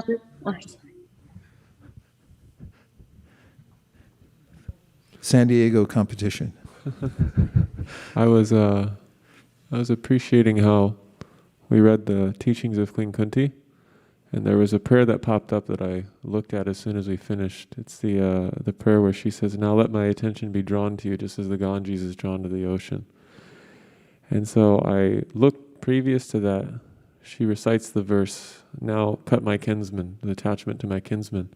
And in the purport with, "Allow my attention to be drawn to you like the Ganges," Prabhupada draws the same connection of that one can't just give up attachment, one just can't give up the feelings that is innate within ourselves. It has to be directed towards something. And so I was appreciating how we read that, and then this class was about that, and how there's a positive alternative, that spiritual life isn't just the negation of things, but there has to be a positive engagement in order to give satisfaction to the heart. Yes. And when you associate with people who know that principle, that kind of greed for devotional service rubs off. You see their daily activities, and there's a tendency of the mind to want to cheat and think, well, I'll get it somewhere else for free. But when you're around people who are actually getting it because, for instance, they're chanting japa with alacrity and they're disciplined about it, then it's natural when you see somebody else getting something, just like any living entity, they see somebody else get some benefit and they're going like, hey, where'd you get that? Can I have some of that? You gonna eat that? That they want it too. And so when we get around people who have that greed already, and then we start to feel like, wow, that's the right thing. I should be greedy for that too. That's why we stay in association with devotees. Because when we're in the association of those who know that their real benefit in life is to try to give as much to Krishna as possible before the bell rings, then we also start to develop that kind of mission in our life and organize around it. And the more we adjust our lives in that way, the happier we become. We can test it out for ourselves and notice the one-to-one correlation. The more I give to Krishna, the happier I become. Who would have thought? I thought it was the opposite. The more I took from God and kept for myself, the happier I become, but that causes misery. And it's yehi samsparshaja bhoga, dukkha yonaya evate, adyantavanta konteya, nate shuramate buddha. Because it's all temporary assets, Krishna says. Adyantavanta has a beginning and an end. So you may take it, but it's going to rot on the vine. It's going to rot inside your cellar, and you won't be able to enjoy it anyway. And so if one understands that if I take a temporary substance and then I turn it into great wealth, I only have a certain amount of time to hold it, but then I transfer it and I get eternal benefit out of it. That's called intelligence. So Bhagavatam says, Labvam sadulabam idam bahusam bhavante manusham artadam anityam apihadhira. So it's anityam. All the assets we have are anityam. They have a shelf life. It's going to wear out. And you'll be holding nothing. They're like, oh, it's spoiled. It's like, throw it out. And now we waited too long. It's no good anymore. So between the time that it's still good and it's going to expire, if you use it properly, the verse says, then you're the smartest person. And you have to be really sober to do that, adhira. You have to be really intelligent and fixed on what's the goal of life and how to use these things. Yes. Oh, Dhanavari, sorry. Hare Krishna, Guru Maharaj, please accept my humble obeisances. Thank you. So when you said when you give something for Krishna, our joy increases so much. So I want to share something quickly. Like Pauni Bhakti Mataji said, we did 3-4 Matajis. We went for book distribution in the area that nobody has ever gone. We went by trolley, and anyway, so we ended up in the area where, like Pauni Bhakti Mataji said, there were people, carrying garbage, and the police were there, and we were in the bar like you, because of your example, we went to barber shop and every shop, in the bar too, and we distributed books, and then but the main thing struck me when we were trying to give the books to police, and we were there, and we didn't know that he had somebody with the handcuff in the car, and he was trying to let that person go out, not let him go. So we gave the book as soon as he unscrewed the handcuff, and then we we gave book to police and the person who was in handcuff, and they both were thanking, and we asked for something, and he gave police says, I don't have anything right now, and we were scared that he'll get mad at us or something, but he said, my wife can read, and that I've never seen like this close, this situation, or we have never given like that. So that was like so much fun. And after that, and the person in the trolley who was, there was same situation, and we were going to sit there, and he had a blood spot all over, and then I was scared, and he said, don't be scared, come sit, I'm not, and then anyway, we gave him a book, and then he didn't have anything, but he started giving us a purse, like new purses that he found it from somewhere. He said, I can give it to you you can put the books in or whatever. So I was thinking about your lighter incident and thinking. So anyway, then he took some money out, and he got 10 cents. And I said, then he was looking for more. I said, no, 10 cents is enough. 10 cents is enough. So we gave him 2 books, and he said, I do everything, all these narcotics, this. I said, if you read this book, and you are an intelligent person, but you can come up, and you can quit this by reading this book. So anyway, we gave so many books and everything. So thank you for encouraging and all your mercies. Jai Srila Prabhupada. So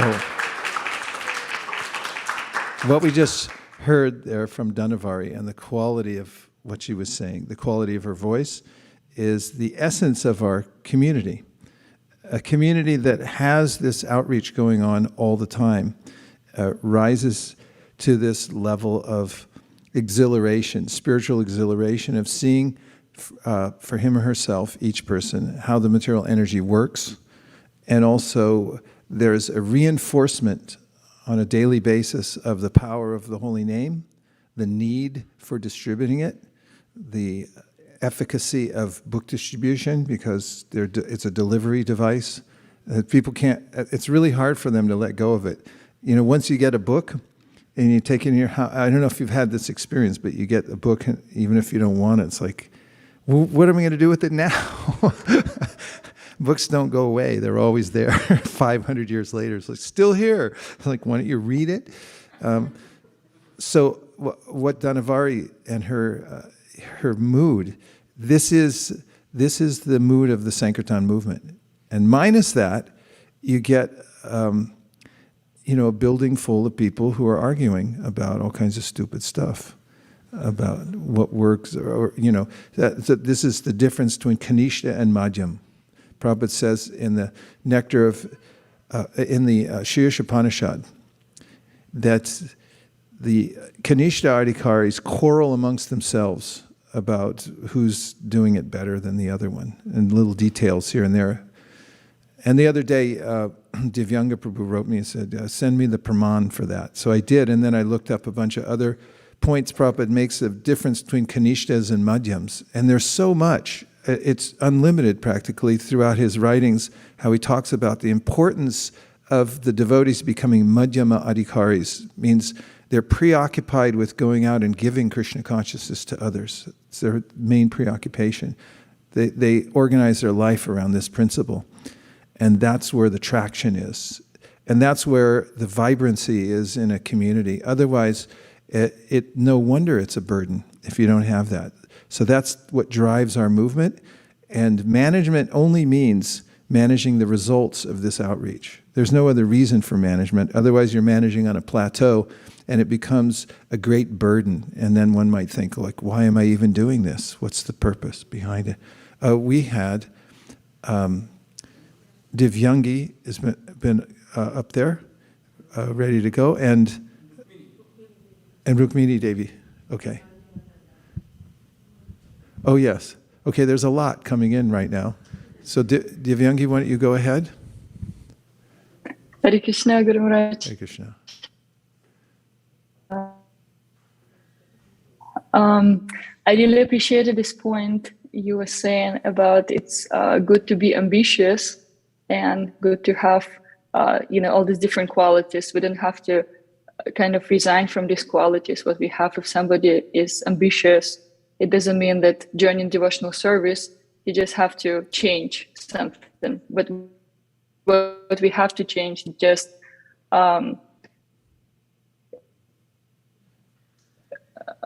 work towards. And you give this example about, about this game where it's like, when we do different kind of activities and then it's like warmer or it's colder. So how can we really understand if we have interest in different things, so-called worldly things? Of course, everything is connected to devotional service, but then how do we really know, what's the indication of this, whether we're warmer to Krishna or it's just something what separates us more from Krishna, whatever we do? It really has to do with our intention of service. Because there are ways in which Krishna says, Kodashi adashnasi as johosi dadasiyat, yatapasyasi konteya, tad kurishva manarpadam. Okay, whatever you're doing now, whatever you're eating, doesn't matter. Just give it to me, offer it to me for some reason. There's a mixture there. People might have to, like I'll give an example, sometimes people are musicians and they always wanted to be a rock star. And so then they come to devotional service and they say, I'll be a rock star, but I'll become famous and then I'll offer it to Krishna.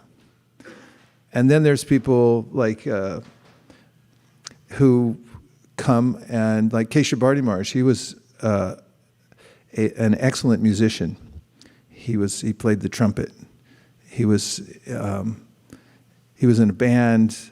He was also in an orchestra, and he was really good. And then he joined, and he never played it again, because it's like, where's the service for it? He could have said, like, I'll just become a great trumpeter, and then I'll offer that to Krishna.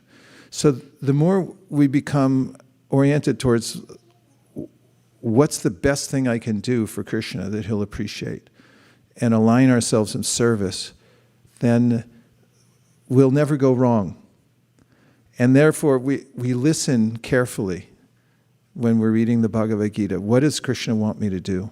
And we listen carefully when we're listening to our Guru Varga.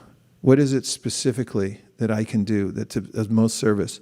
You'll notice in 1975, when all the devotees were in Los Angeles and New Dwarka, Prabhupada had come there to stimulate the production of books.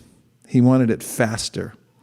Especially he wanted the Chaitanya Charitamrita faster. He wanted them all in 2 months, which was impossible. And you'll look at that temple room. You can see Prabhupada on the Vyasasana, but notice his devotees. They're crammed in. They're hanging from the rafters practically. And what are they doing? They're leaning their ear in to hear, what is my guru going to say that he wants the most? They're trying to listen to that. And as soon as it's just like reporters from the old days, when the news comes off the press, they're listening into the phones like, okay, take it to press. So the devotees are listening in. What is it that's to be done, that's of most service to you? And they hear that and they're like, I'm doing it now. They run for it. And so when we become tuned to the order of Krishna through the Guru Parampara, and we try to take it up and organize around that principle, then we'll be properly aligned. Okay, now who's that? Rukmini Devi Dasi. Hare Krishna. Hare Krishna. Thank you so much, Maharaj. Oh, it is Rukmini. Okay, I couldn't see it from the small square. Go ahead. Yes. So I had So you may have partially answered my question, but I had written this question down also on the YouTube chat, so I'll just read the same question that I had written. How do we tell whether we are really trying to get or keep some opulence, capacity, or facility for bhakti, or whether we are rationalizing some subtle desire to enjoy that opulence, etc. ourselves? So is it really for bhakti, or is it really for our, we're just rationalizing and actually it's for ourselves? We really have to get a higher taste. Vishaya vartante nirahara sadehina rasavarjam rasopyasya param drishtva nivartate. Drishtva means to see, really. When you see something better, and it's not an intellectual winnowing out of this or that, although we can do that to some extent based on the scripture. Like, this is really bad for you, don't do it. And it's like, okay, I'll consciously not do it. And this is the first part of the verse, which says, Vishaya vinivartate, I'm still attached to all these things. But the scripture says don't do it, so I have faith in the scripture, I won't do it. But then param drishva nivartate means, once I get a higher taste, remember we were talking this morning in the japa circle about absorption, and I actually wow, I like this much better than being distracted and tortured by looking at the material world and being disappointed yet again, and being disappointed in myself for being attracted and so forth. But then when I actually get something for myself, param, it's supreme, drishtva, I see it, then I see everything in relationship to that as being less important. And it comes naturally. It's bhakti parushanu bhava viraktir anyata traisha trika ekakala prapadya manasya yatasnata tushti pushti shuddha payonugasam. The way when I'm eating food and I'm getting satisfied, nourished, and my hunger's going away, and someone says, you want a little more? So I don't want any more. I always wonder how I know that. You want more? I don't want any more. How'd you know? How do I know I don't want any more? Is because I just don't. And so similarly in bhakti, if we get the higher taste, when we get the higher taste through our japa, then there's a way in which it's just like natural. I see the difference between the things that I'm attached to for my own good and the things that I'm attached to because I can use in Krishna's service. And that's why devotees are so happy. They're free. Iha yasya harer dasye karmana manasa gira nikila apyavastasu jivan mukta su ujite. This is what it means to be liberated even in this life. Internally, I've already worked it out. I actually don't want anything. It's just like, yay, I'm happy, I'm free. I don't want anything for myself anymore. Krishna bhakti,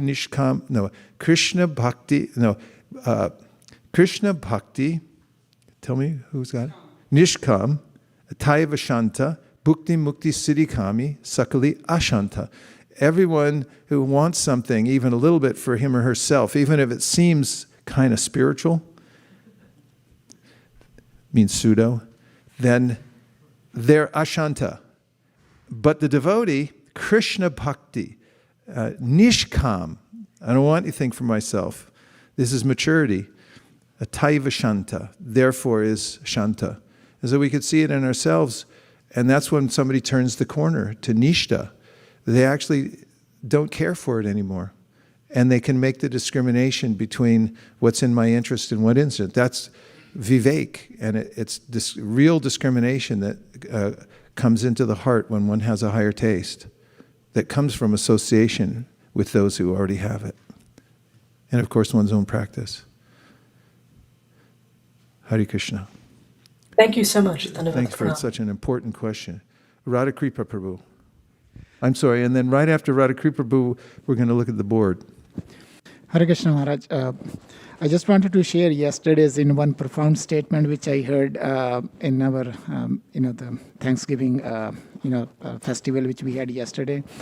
So Charles, we all know, he's a new devotee from Bhakti community, graduate, right? So he was there yesterday, and he, when Guru Maharaj, when you gave him some tips about how to distribute the books, what is the purpose behind it, I was very fortunate to be there at that moment. And then he watched you distribute the books, and when few people did not take the books, he made such a profound statement. He said, why these people are not taking the books. And I see the compassion in his eyes, in his talk. It just gives me like, wow.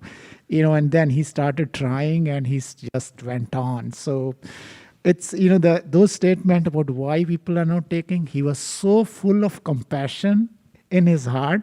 It just melted my heart by hearing his statement. So I just thought to share. It's really important that going out on book distribution is high sadhana. We get all our realized perspective from going out. Not all. We get half of it there. One half comes from our own practice, and the other half, in fact, they go together. You can't have one without the other.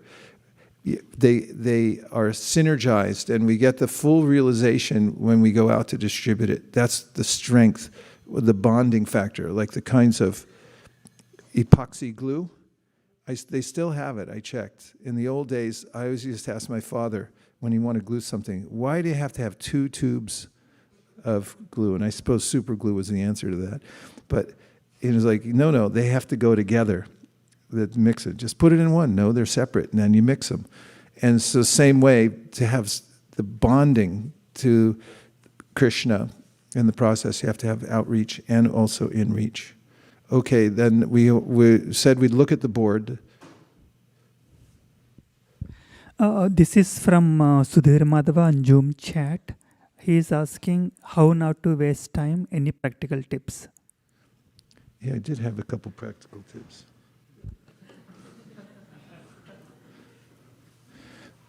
Well, one thing is that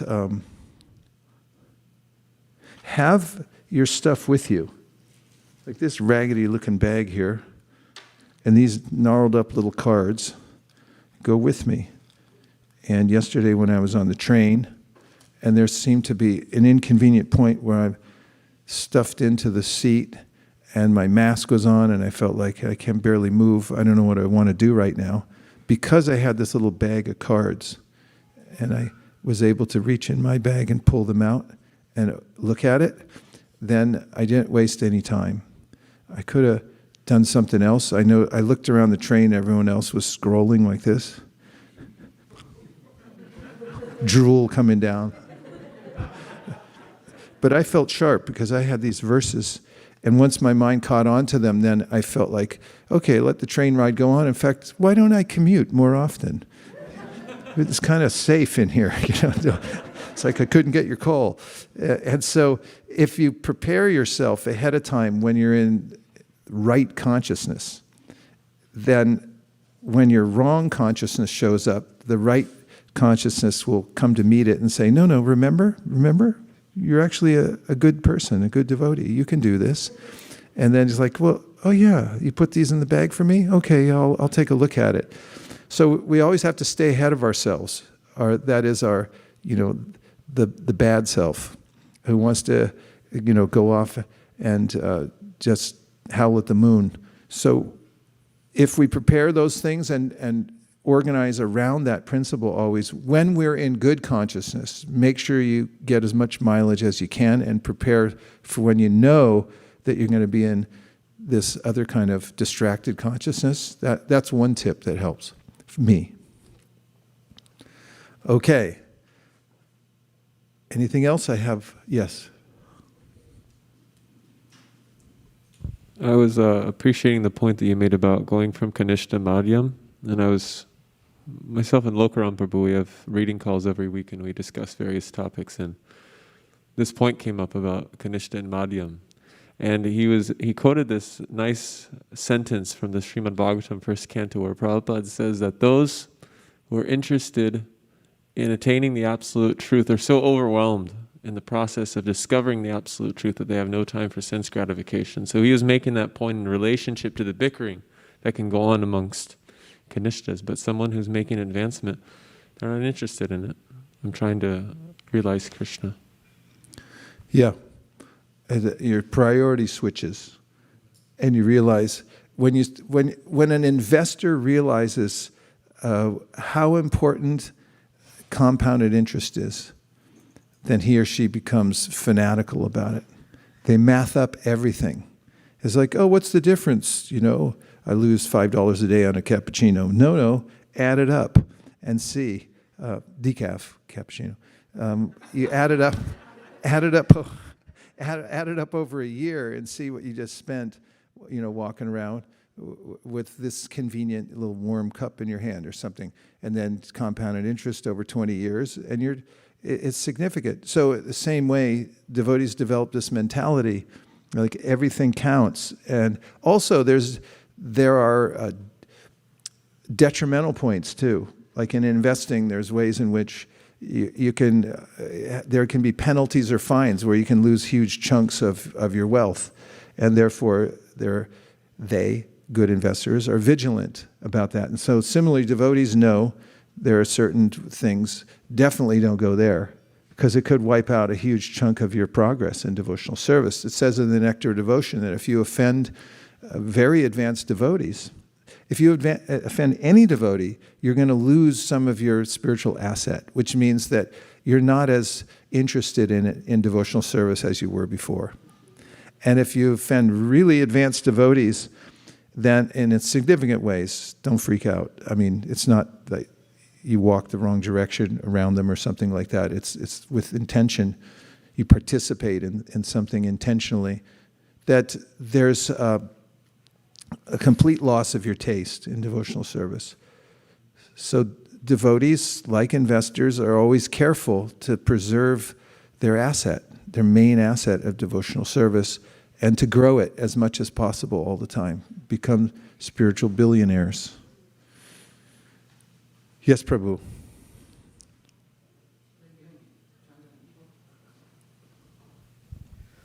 Thank you, Prabhuji. I really like the example of the tiny screw. That analogy is very beautiful. I felt like the tiny screw. So many times I found many tiny screws lying around. They're so unique. You don't want to throw them away, but at the same time, you don't know where to put them. Right. Exactly. So I was just thinking about myself and how different Siksha gurus and Diksha gurus have looked at us, rusted tiny screw like ourselves, looked past the rustiness of us and saw some uniqueness and engaged us in devotional service. And I was thinking in Chaitanya Mahaprabhu's mission, all of us are screws, but at the same time we are screwdrivers also. We are also helping other screws get into their groove. So I was just appreciating that particular analogy. I never heard that, but very beautiful. Thank you. Nice, Prabhu. Thanks for extending it. Really nice. Okay, we have one more on the board at the top. Oh, it's Tadiya Seva. Prabhu, go ahead. Maharaj, Darod Pranam. Maharaj, I was thinking about the higher taste you are talking about. In my journey in Krishna consciousness, I have seen few devotees who have left the movement. And I was wondering why they left the movement. And I think I got the answer today. So unless and until one has higher taste or some kind of a taste to practice Krishna consciousness, gradually they may deviate from the path of Krishna consciousness. Like, for example, I am attached to taking prasad and doing service in the kitchen. That is my taste. And every individual has got their own tastes. Unless if they don't have some taste, I think it is obvious that, they may lose interest in the path of devotional service. And I feel that it is very important to have some taste in the process of bhakti and stick to it and go towards the ultimate goal of achieving Krishna Prema, or, the target of bhakti. Sadhu, sadhu. Thank you very much. I would like to comment on that, if I might. In the first canto, 5th chapter, if someone would look it up, please. I can't remember how the verse starts, the Sanskrit. Narada is talking about a wayward soul. What are the first words? Huh? I can't hear you. No, wayward. You know the wayward soul. Just grab the first canto, 5th chapter.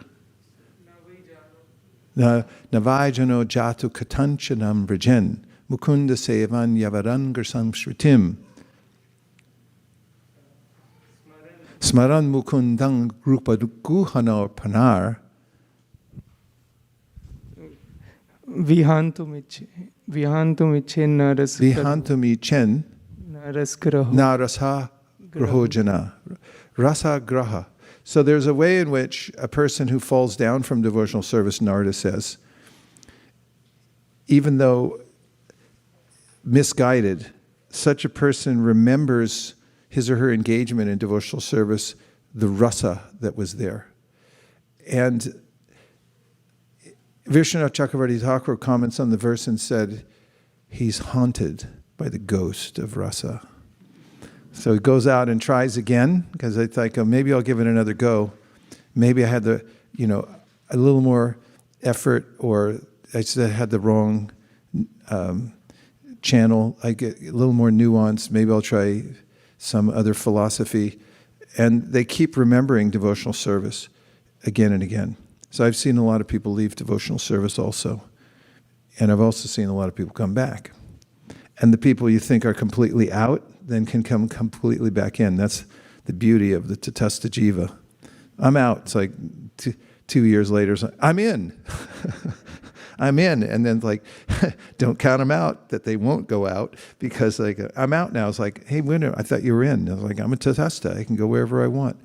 But once one's had the experience, somewhere along the line, they've tasted this rasa of devotional service, as you brought up, then it haunts them again and again until they come back. If not in this life, in another life, they'll remember, it's like, okay, enough of this garbage. I want that taste again. Okay, so I had just a couple other points that I wrote down. May I? Okay.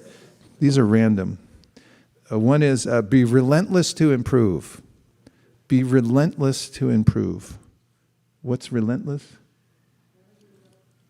You could find out the nature of that word.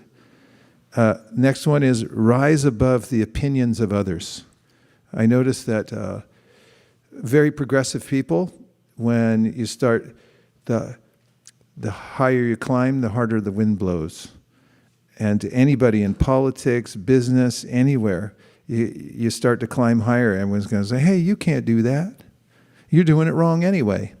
So rise above the opinions of others, find your own a group that you trust, and then don't worry about it, because when you try to do something big or small, but especially if you're moving ahead somehow in any sphere, people are going to find some fault with it, because most people don't like others to move forward. So rise above the opinions of others. Relentless means? Can you just relent? I guess there's relent and relentless. Relent is from the late 14th century, to melt, soften in substance, dissolve. And it comes from Latin, slow, vicious, supple. And what about relentless? Relentless, incapable of relenting, unmoved by pity, unpitying, insensible to... You don't melt to the material nature. You melt to the holy name. Insensible to the distress of others. Relentless. Okay, Prabhu. Thank you. Research department. Appreciate. Showing or promising no abatement of severity, intensity, strength, or pace. Ooh, I like that one. Okay, so be relentless. Be relentless to improve devotional service. Rise above the opinion of others. Keep this mantra going. I am responsible. No one cares as much as you do except Krishna for your own advancement. You got to take responsibility to advance yourself. No one's going to fly in. I mean, they might, but you still have to be responsible. See your potential as Krishna and the pure devotees see it. You brought it up about the screw. You see it the way the pure devotees see you. Don't see yourselves like, oh, I can't do anything. And the 1% rule, here's the 1% rule. You only have to be 1% better than your competition to win. Similarly, you only have to rise 1% above Maya, your material desires, to be happy and free to enter the pure devotional service. Like 1% above. That doesn't make sense. 1 inch above. But the point is, by small increment, if you rise to a certain level, then you've got it. So don't get overwhelmed and think like, I have to do everything. No, just get to that point.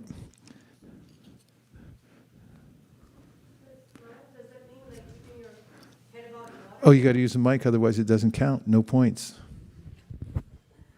Is it similar to the concept of Yeah. keeping your nose above the water? Yeah, Prabhupada 1 said inch. to not drown, you don't have to be a mile above the water, just even 1 inch to not drown. So at least stay 1 inch, and it's not that far. I'll tell you a little story. There were 2 frogs.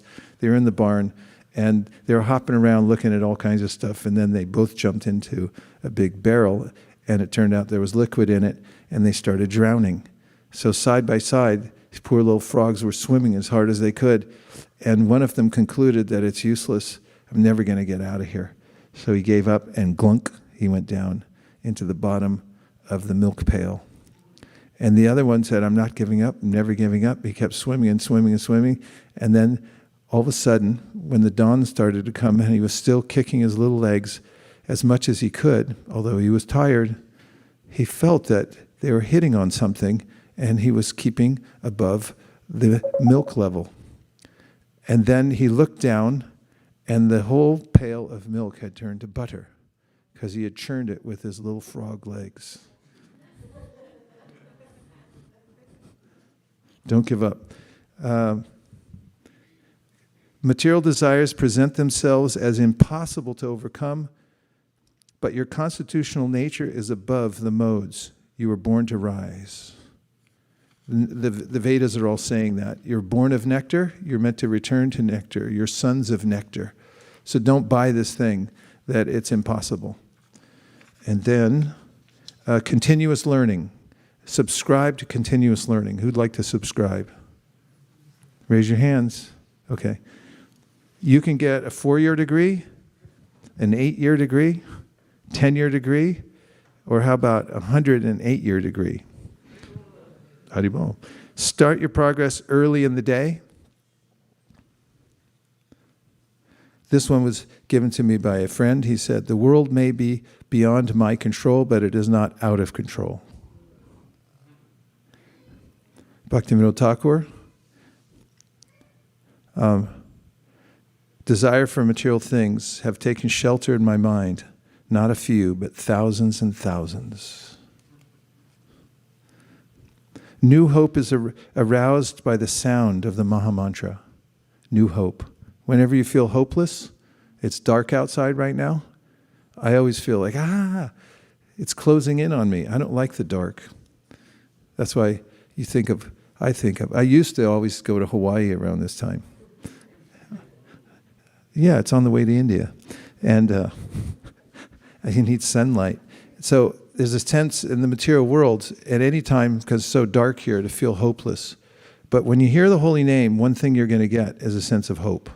So if you feel hopeless, you can invest in indoor lighting. That might help a little bit. But do the Maha Mantra, because new hope is aroused by the sound of the Maha Mantra. By force, it enters the ear, heart, mind, and transforms one's life.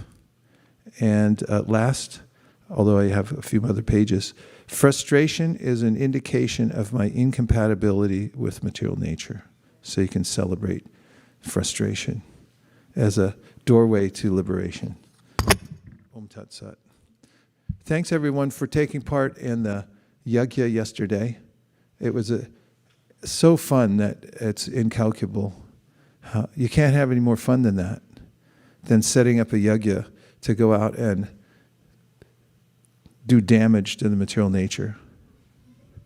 Because it is one feels indignant about it.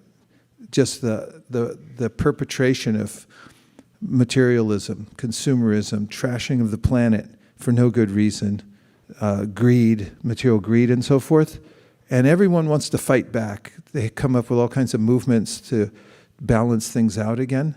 But we, on the other hand, although it's not as popular as other kinds of superficial cures, go right to the heart of it, which is distribute knowledge. It's following in the footsteps of the great souls like Srila Bhaktisiddhanta Bhaktivinoda Thakur and Srila Prabhupada. And we're covering the planet with these literatures, and in the meantime, we're giving out thousands of plates of prasadam and propagating the holy name. So this is the best kind of yajna, and now we're just on the time when we're coming to the end of the year, and we can test out yet again our resolve and our spirit of cooperation to work together towards achieving our goals. Goals are arbitrary, actually. We just made them up. But it's important to have them so that we can make something of ourselves to reach for them. Otherwise, we'll be distracted by other kinds of goals. So let's lean into the last month that we have, month plus a few days, and do our level best to do some major damage to the Kali Yuga, and to please the previous acharyas through massive distribution of books and liberation of Lakshmi that would have been spent for all kinds of nefarious activities, mainly cigarettes, nail polish, alcohol, perfume, and all kinds of clothes that were manufactured in Bangladesh. Just look at the tag. And then people wear them one time and they go, I didn't look as good as I thought. And then they throw it away and it gets sent on a big boat, huge boats, back to Bangladesh and sold to people. It was $180 here, and then it goes back for about $1. So people wear what they had. In the meantime, the planet's getting wrecked. So we're not going to stand for it anymore. We're not taking this. We're going to create a positive effect on the whole planet by mass distribution of Krishna consciousness. Right? Yes. Om Tat Sat. Thank you very much, everyone, for joining. And we're not done yet because we're going to have worship of our founder, Acharya, through our Guru-puja. And we also have announcements today from various... Malini, are you around? She's not here? She's coming. So we'll do it later then.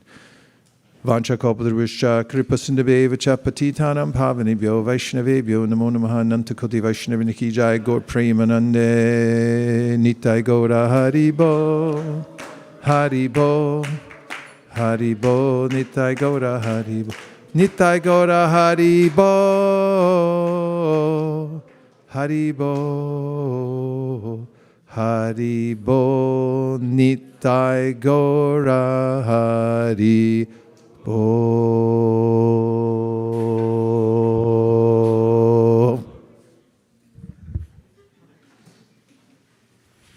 His Grace Vaisesika Prabhu ki, Srila Prabhupada ki.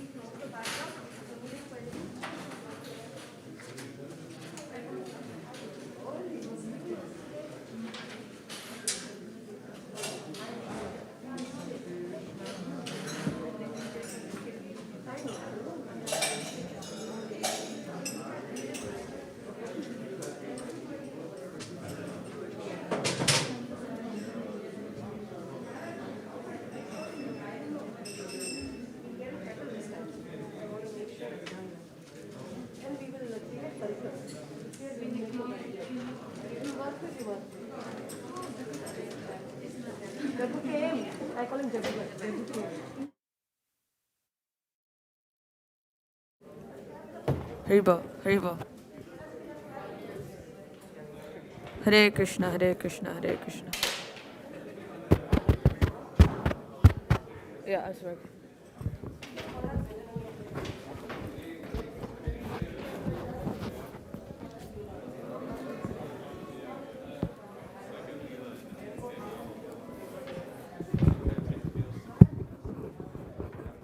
Thank you, sir.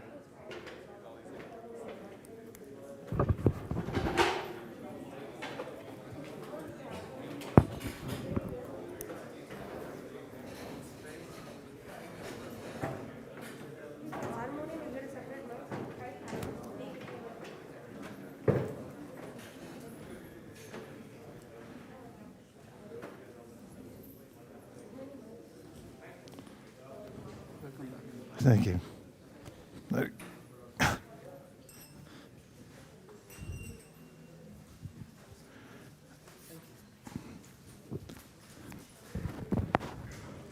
Hare Namasheshtam Manamapi Sachiputram Atra Surupam Shirupam Tasya Grajam Namashrestam Manamapi Sachiputram Atra Surupam Sirupam Tasya Grajam Urupari Maturim Goshtavatim Radha Kundam Girivaramoho Radhika Madhavasham Prapto yasya pratita kripaya Shri Gurum tam natosmi.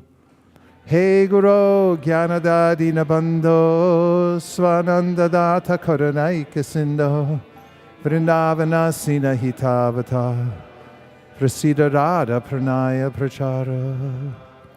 Hey Dinabando Karanaika Sindo Guru Prasada Mai Manda Mudhe Laksha Parade Bahupapa Gadhe Tatpada Padme Stu Matishta Krishna.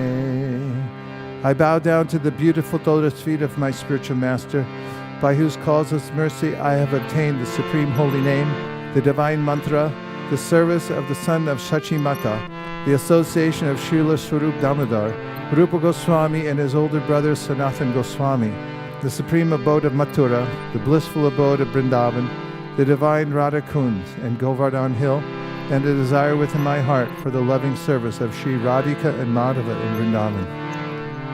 O spiritual master, O giver of divine wisdom, O friend of the fallen, you are the giver of your own bliss, and you are the only ocean of mercy.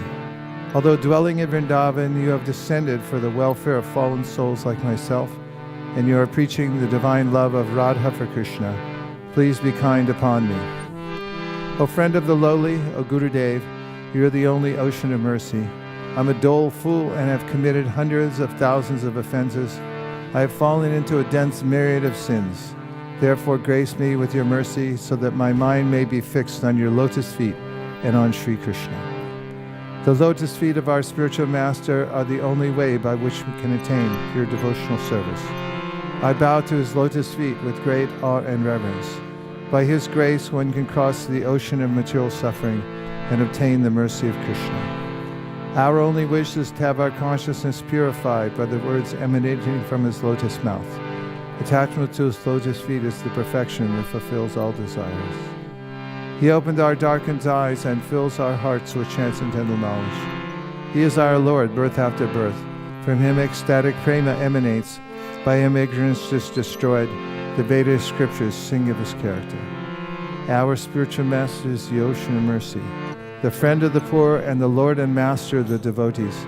O Master, be merciful unto us. Give us the shade of your lotus feet. Your fame is spread all over the three worlds. Sri Guru-charana Padma Kevalata Kahati Padma.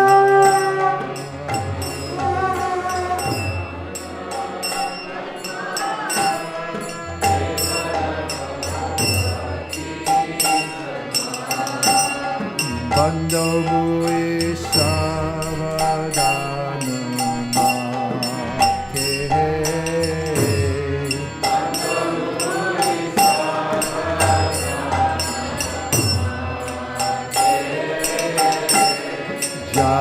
Tara Prasade Bhai Bhavato Riyaja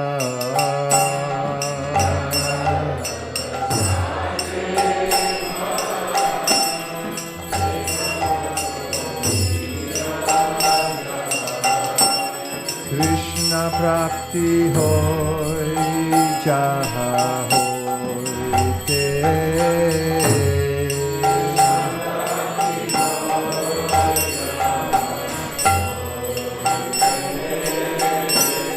Guru Mukha Padma Bhakya Chitte Te Koriya Aikya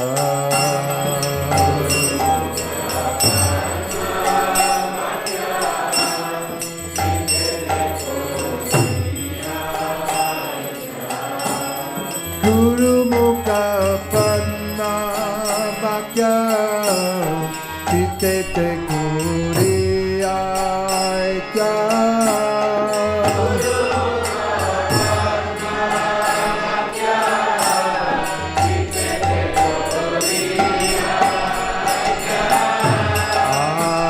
Nakori Ho Maniya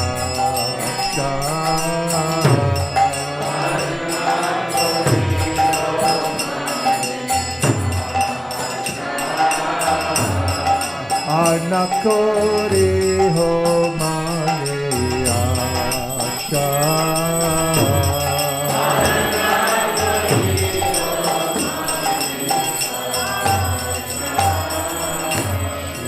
Guru Charane Rati Aise Tamakati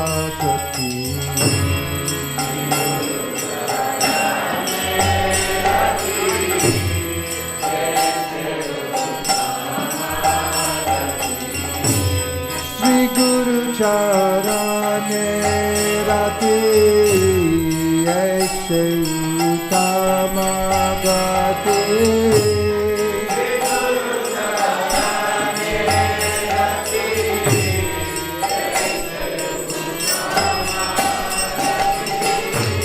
Jai Prasare Pure Sarva Asha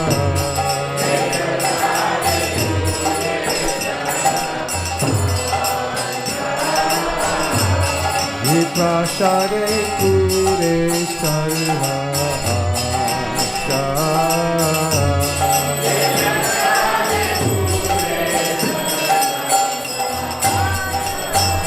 Satudam Bilote Jane Jane Prabhushe Divya Gyan Hire Prakashita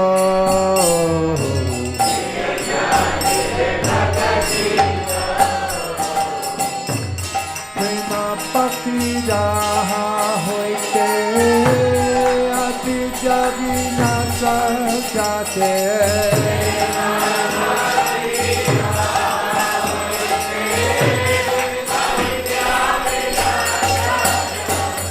Prema Bhakti Daha Hoite Ati Javinasa Jate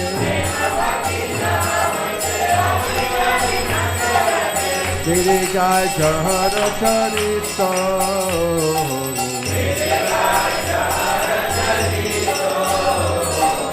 Tere Jai Jahara Charito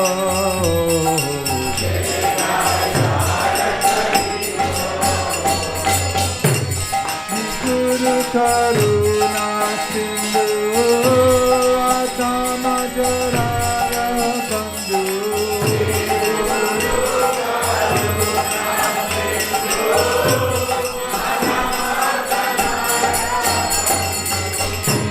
Karuna Sindhu Atama Jarara Bandhu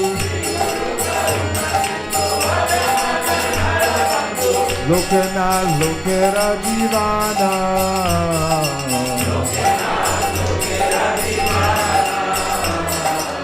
Lokanath Lokera Jivana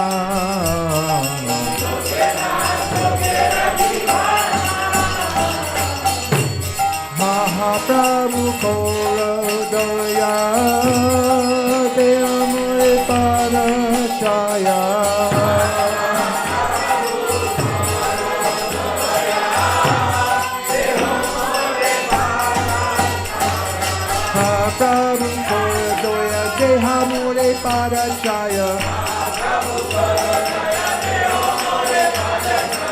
Evejastu Tribhuvana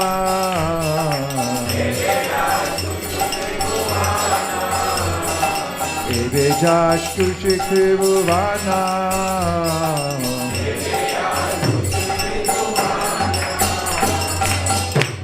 Mahaprabhu Kodoya Ke Amore Padachaya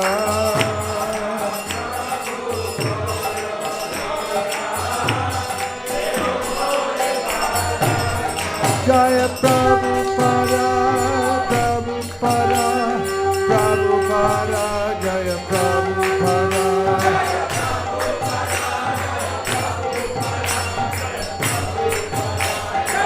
Jaya Jaya Prabhupada, Prabhupada, Prabhupada, Jaya Prabhupada.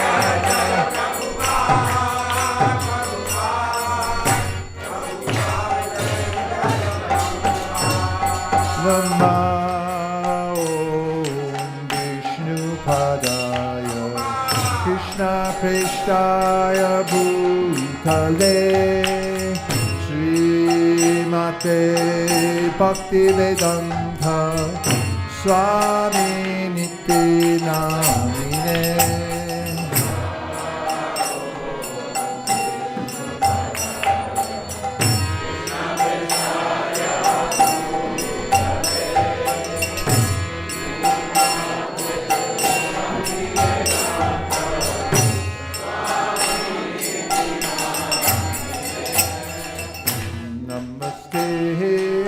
Saraswate Deve Gauravani Pracharine Nirvishesha Shunyavadi Paschatya Deshatarine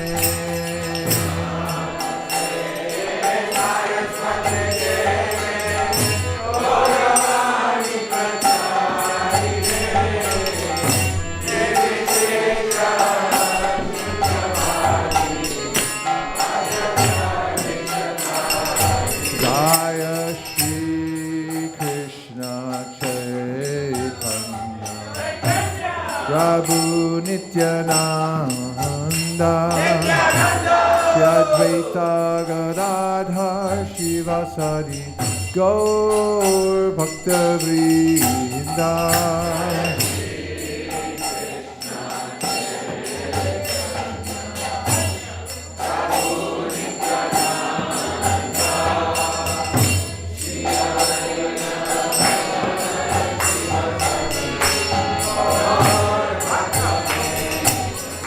Jaya Shri Krishna Chaitanya Prabhu Nityananda Shri Advaita Gadadhar Shivasari Gaur Bhakta Vrinda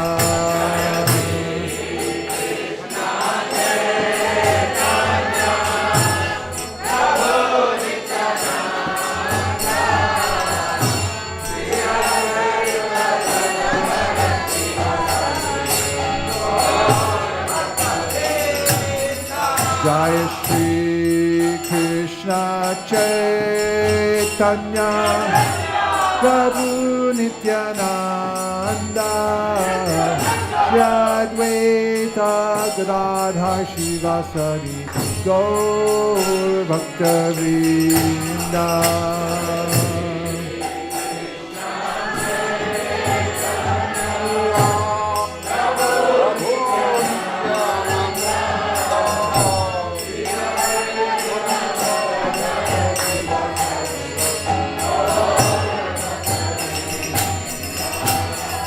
Hare Krishna, Krishna Krishna, Hare Hare, Hare Rama,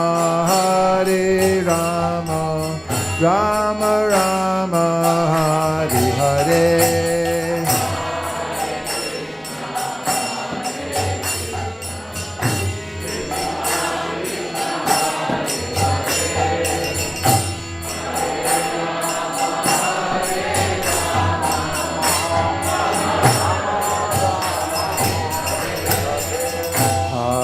Krishna,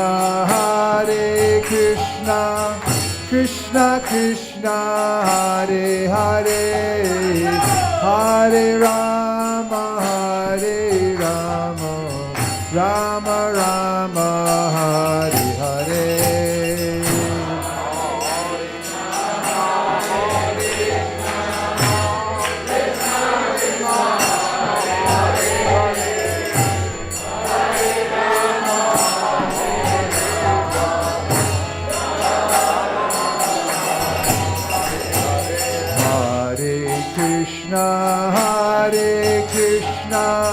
Krishna Krishna, Hare Hare, Hare Rama, Rama Rama, Hare Hare.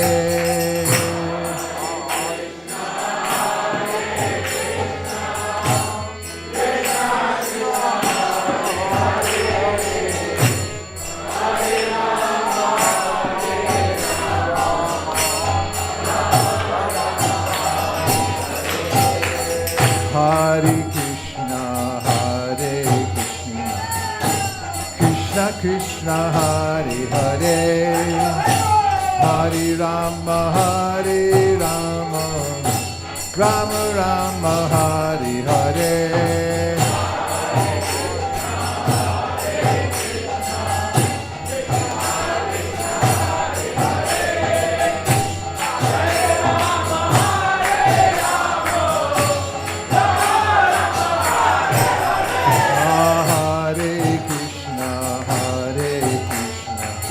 Krishna Krishna, Hare Hare, Hare Rama, Rama Rama, Hare Hare, Hare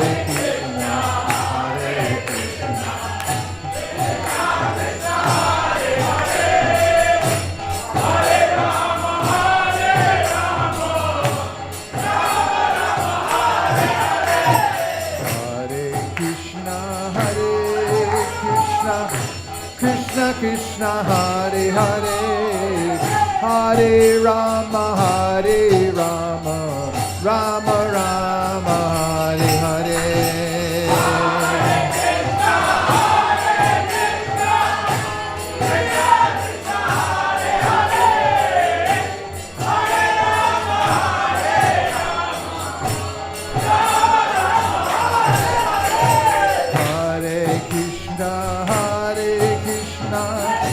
Krishna Krishna, Hare Hare, Hare Rama,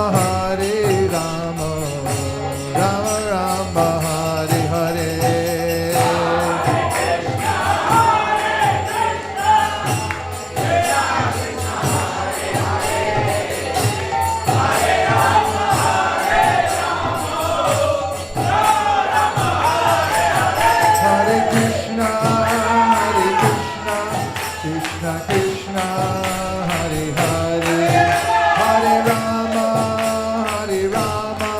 Rama Rama, Hare Hare.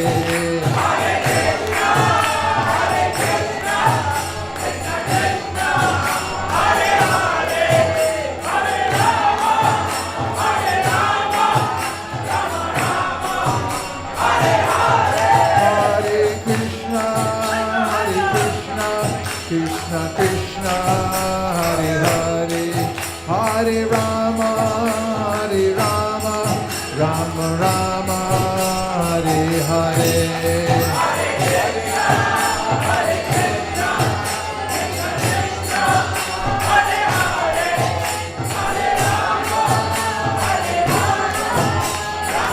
Last time.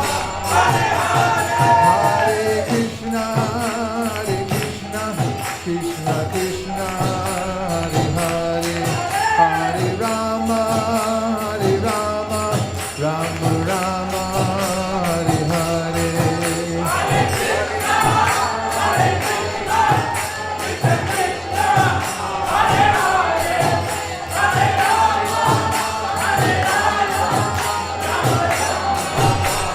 Hare Krishna, Krishna Krishna, Hare Hare, Hare Rama, Rama Rama, Hare Hare.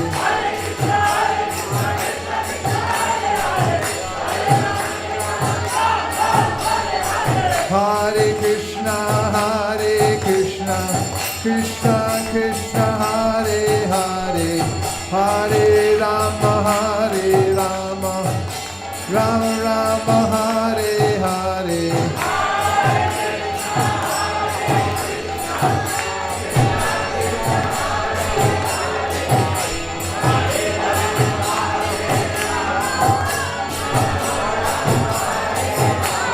Hare Krishna, Krishna Krishna, Hare Hare, Hare Rama, Rama Rama, Hare Hare.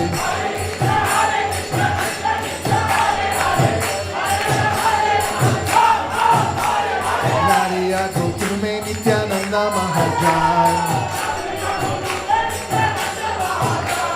Pateyache Naam Hatta Jive Rakaran.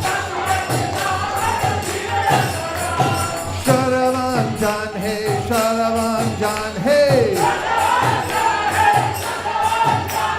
Sharavan Jan Hey, Sharavan Jan Hey. Prabhupada Dai Bhai Magi Dikha, Bolo Krishna, Bhajo Krishna, Koro Krishna Shekha.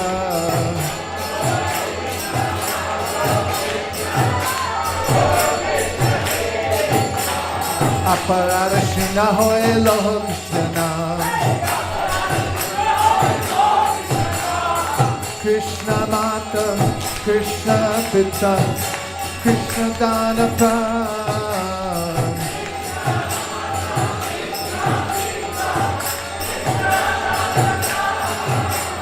Krishna Rasantara Koro Chari Anachar, Jive Doya Krishna Nam, Sarva Dharma Sar.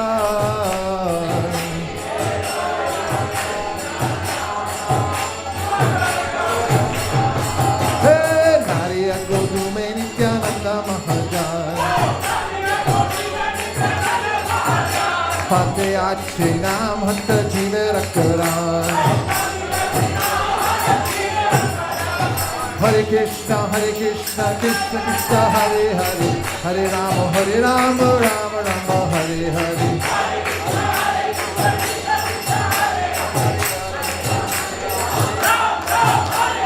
Nariya Nagare Nitai Niche Niche Gaire, Nariya Nagare Nitai Niche Niche Gaire, Nariya Nagare Nitai Niche Niche Gaire. Hey, Hare Krishna, Krishna Krishna, Hare Hare, Hare Rama, Rama Rama, Hare Hare.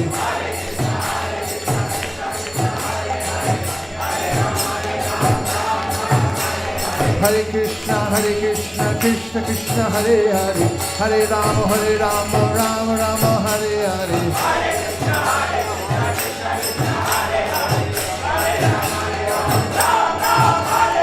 Nariya Nagare Nitai Niche Niche Gaire,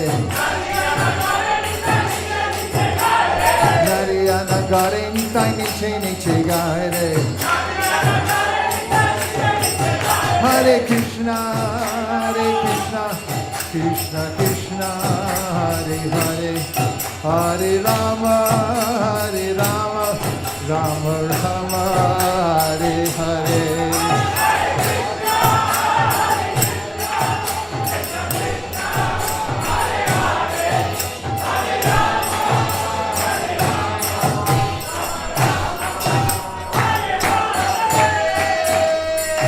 Jayam Vishnupada Paramahamsa Vrivrajakacharyashto Tarashti Srimad Bhai Charana Bhaktivedanta Sai Maharaj Srila Prabhupada Ki Jai.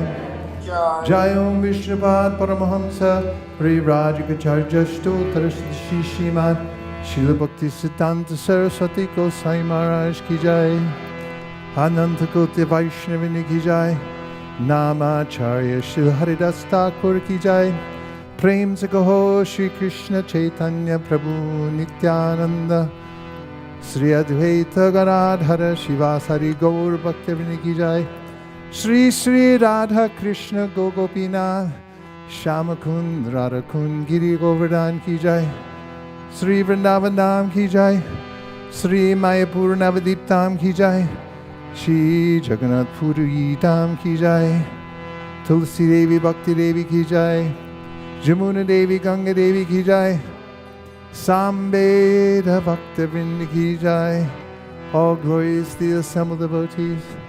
All glories to the assembled devotees. All glories to the assembled devotees. Krishna. Krishnam. Now we have some important announcements. And is Malini here now? Prabhu? Hi, Krishna. Okay. Do you want to go first? Do you want to have Bhakti community with Jai Madhava Prabhu go first? Prabhu, whatever you like, Prabhu. I'm fine with either ways. Have her go first? Okay, he's pointing to you. Go ahead. Hi, Krishna Prabhu. Please accept my humble obeisances, Sargosh Prabhupada. Yesterday we had a wonderful Harinam in San Francisco, and by 5 p.m. We distributed at least 2,000 Trimurti sets.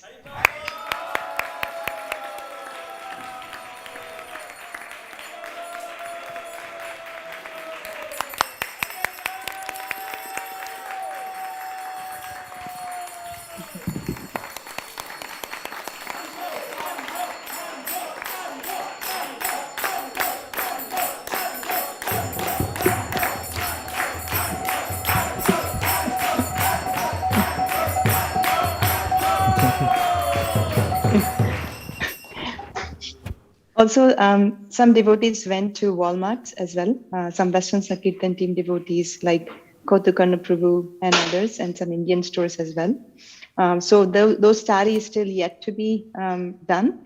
But hopefully by the end of this weekend, we will have at least another 2,000 more Trimurti sets by the end of this weekend.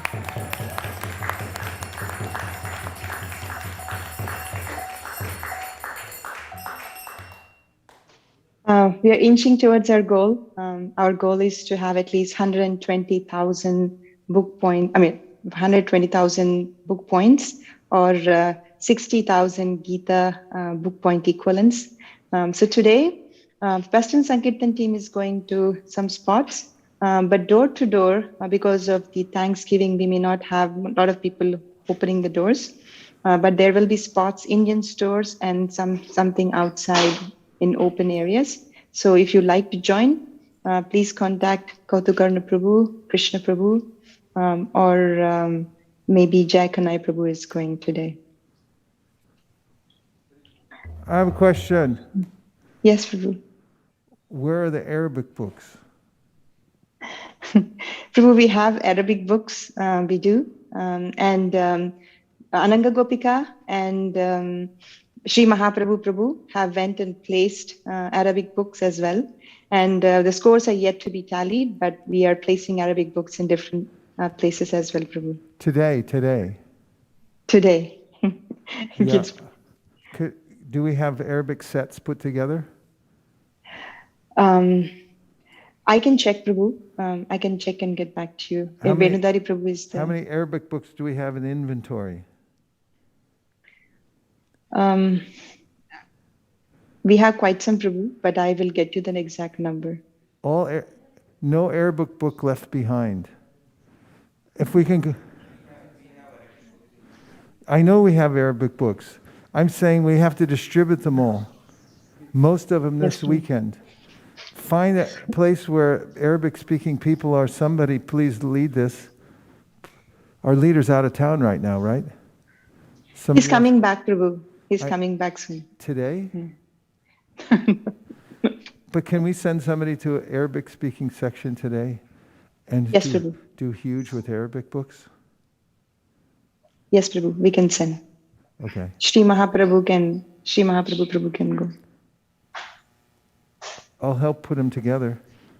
And if I can find time in between points, I'll come down and join the Arabic distribution, if possible.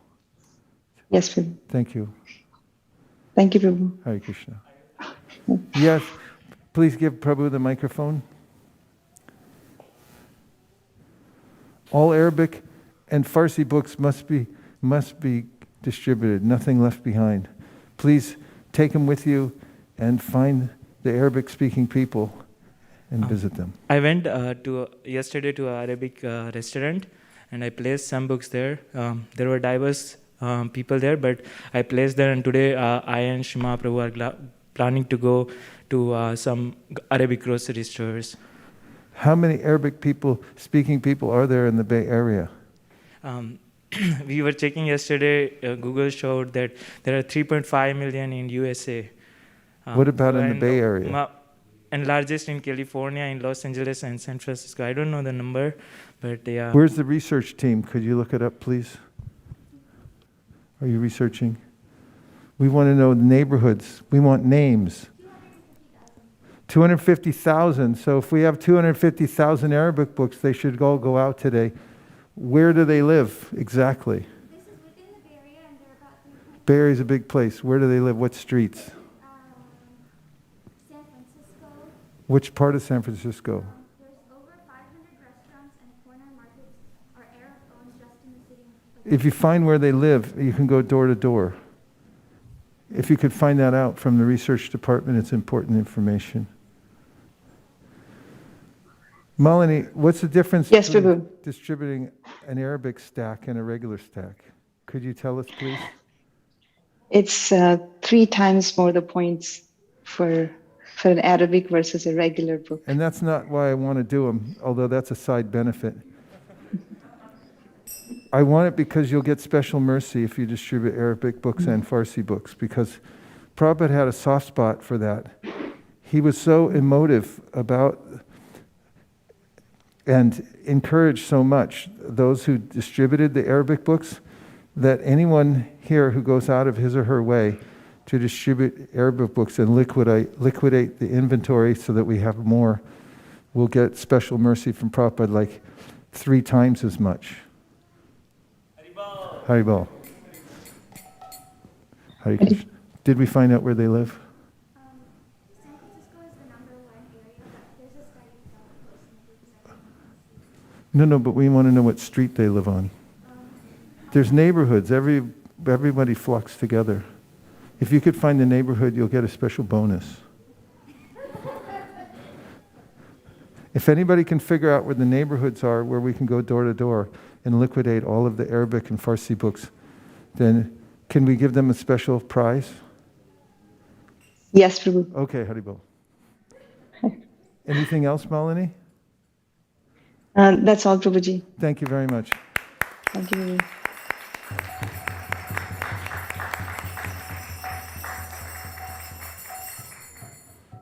Jai Madhava Prabhu, please tell us what we've won.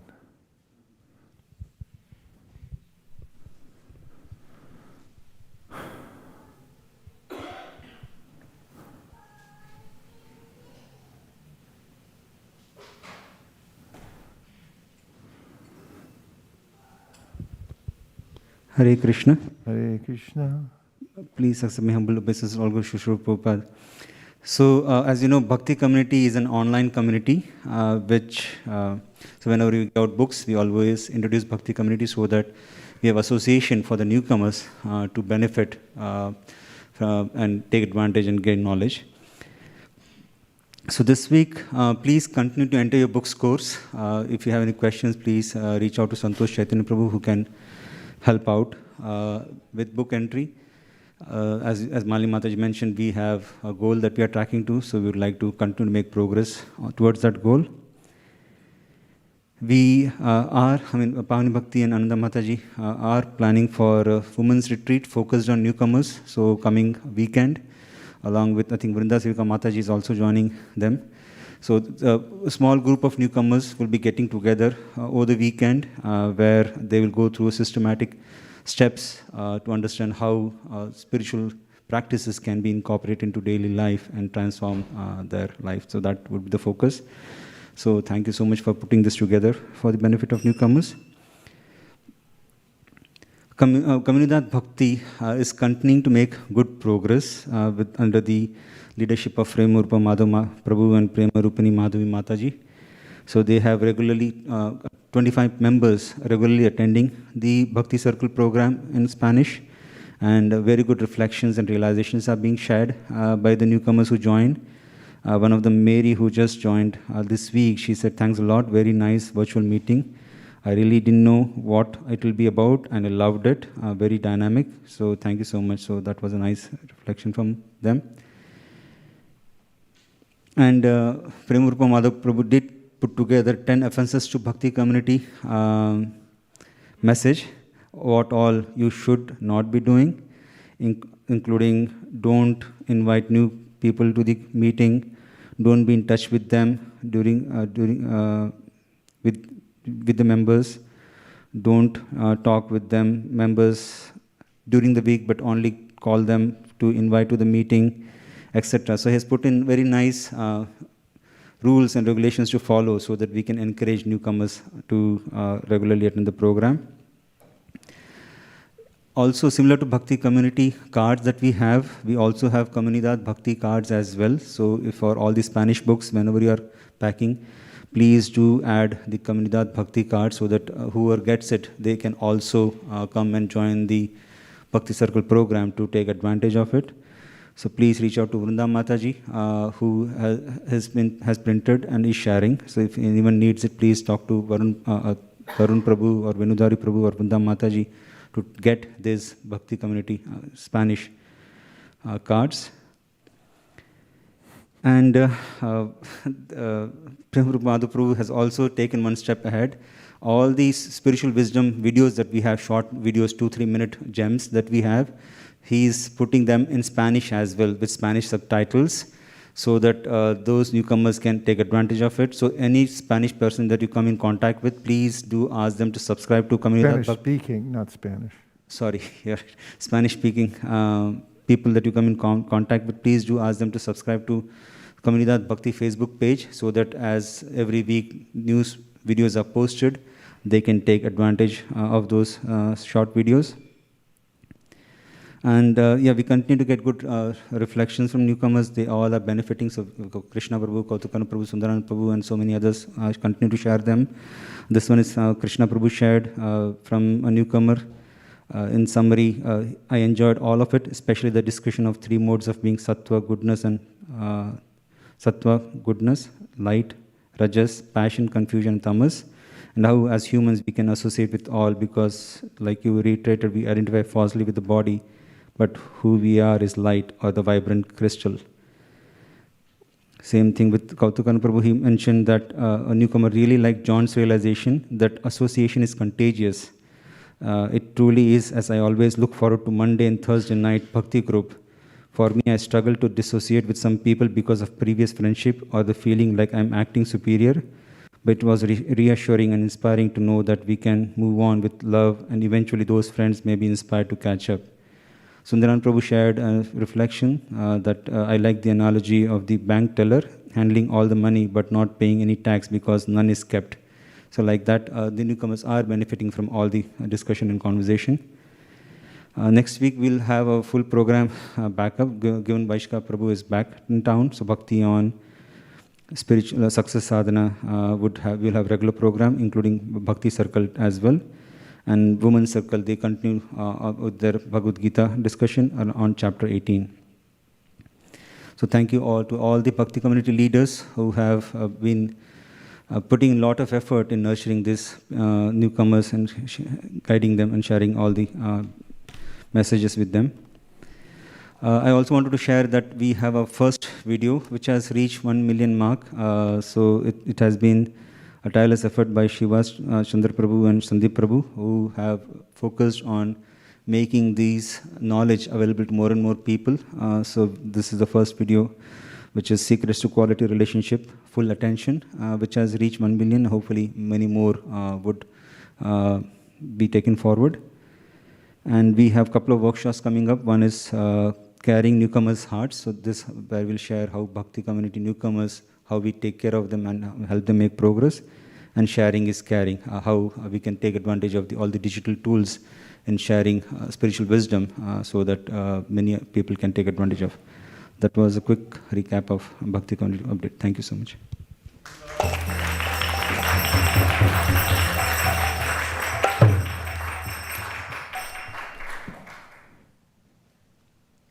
Thank you very much, Shai Madhava Prabhu and Pavani Bhakti, and all those who are leading sections of Bhakti community. Thank you very much, Malini and SKP, for leading us in all their sankirtan efforts. And now we have an announcement of what's going on in the western wing of the building, because we can't see there, so we send our representatives to find out and report back. Hare Krishna, today's prasadam was cooked by Hansa Priya Mataji. Haribo!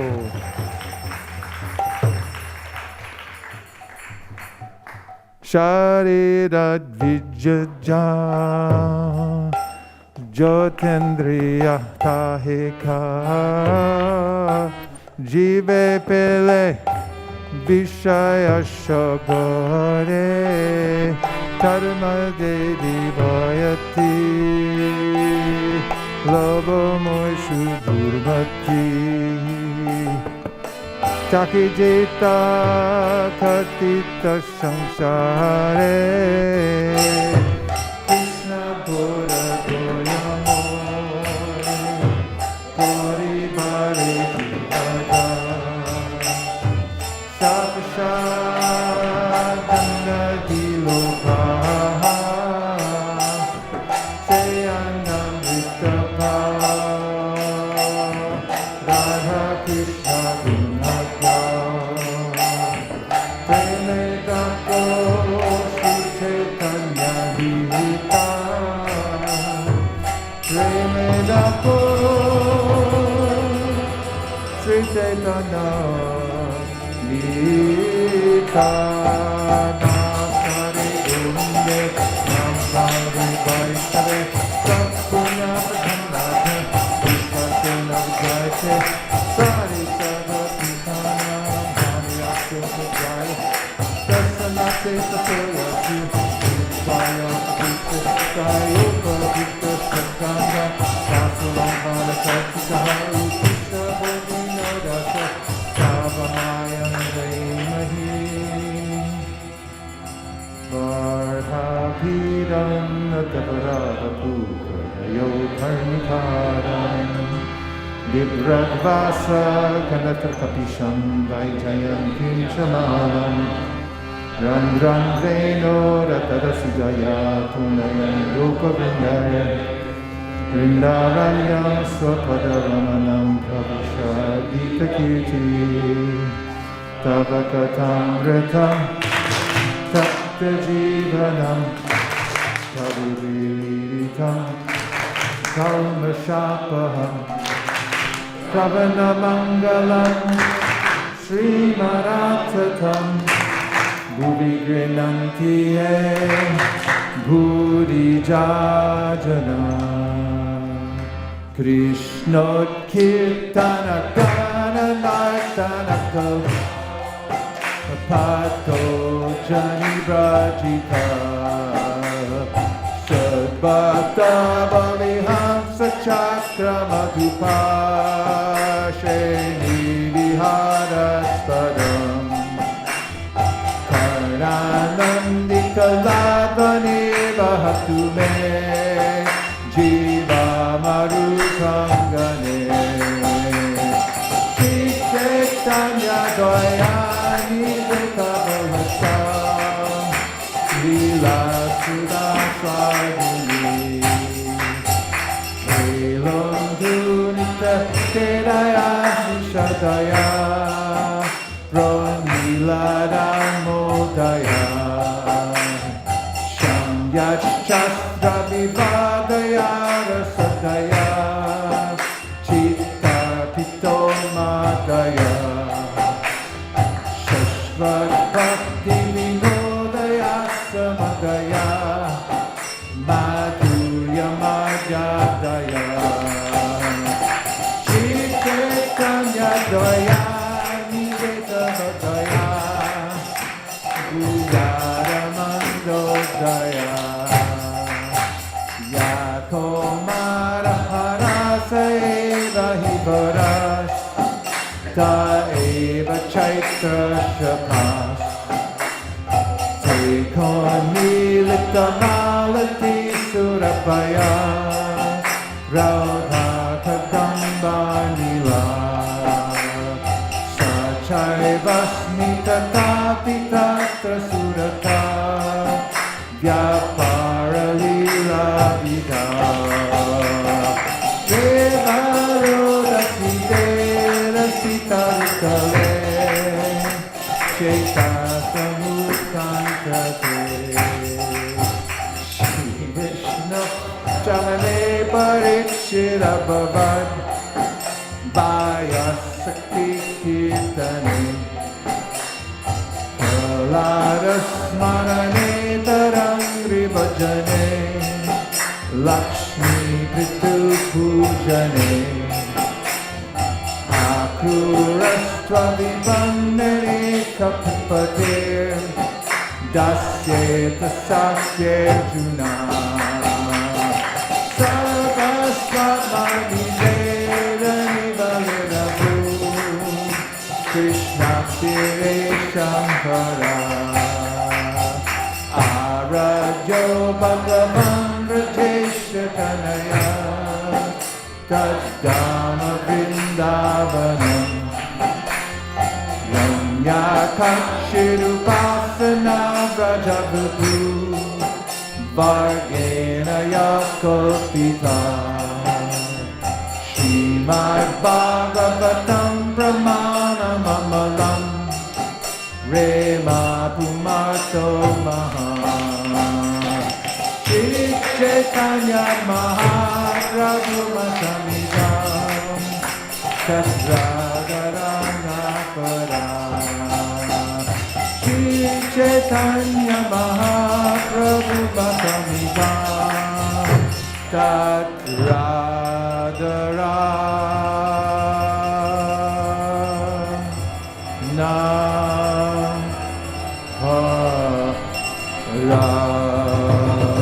Go Premanande, Nitai Gaura Haribo, Haribo, Haribo, Nitai Gaura Haribo.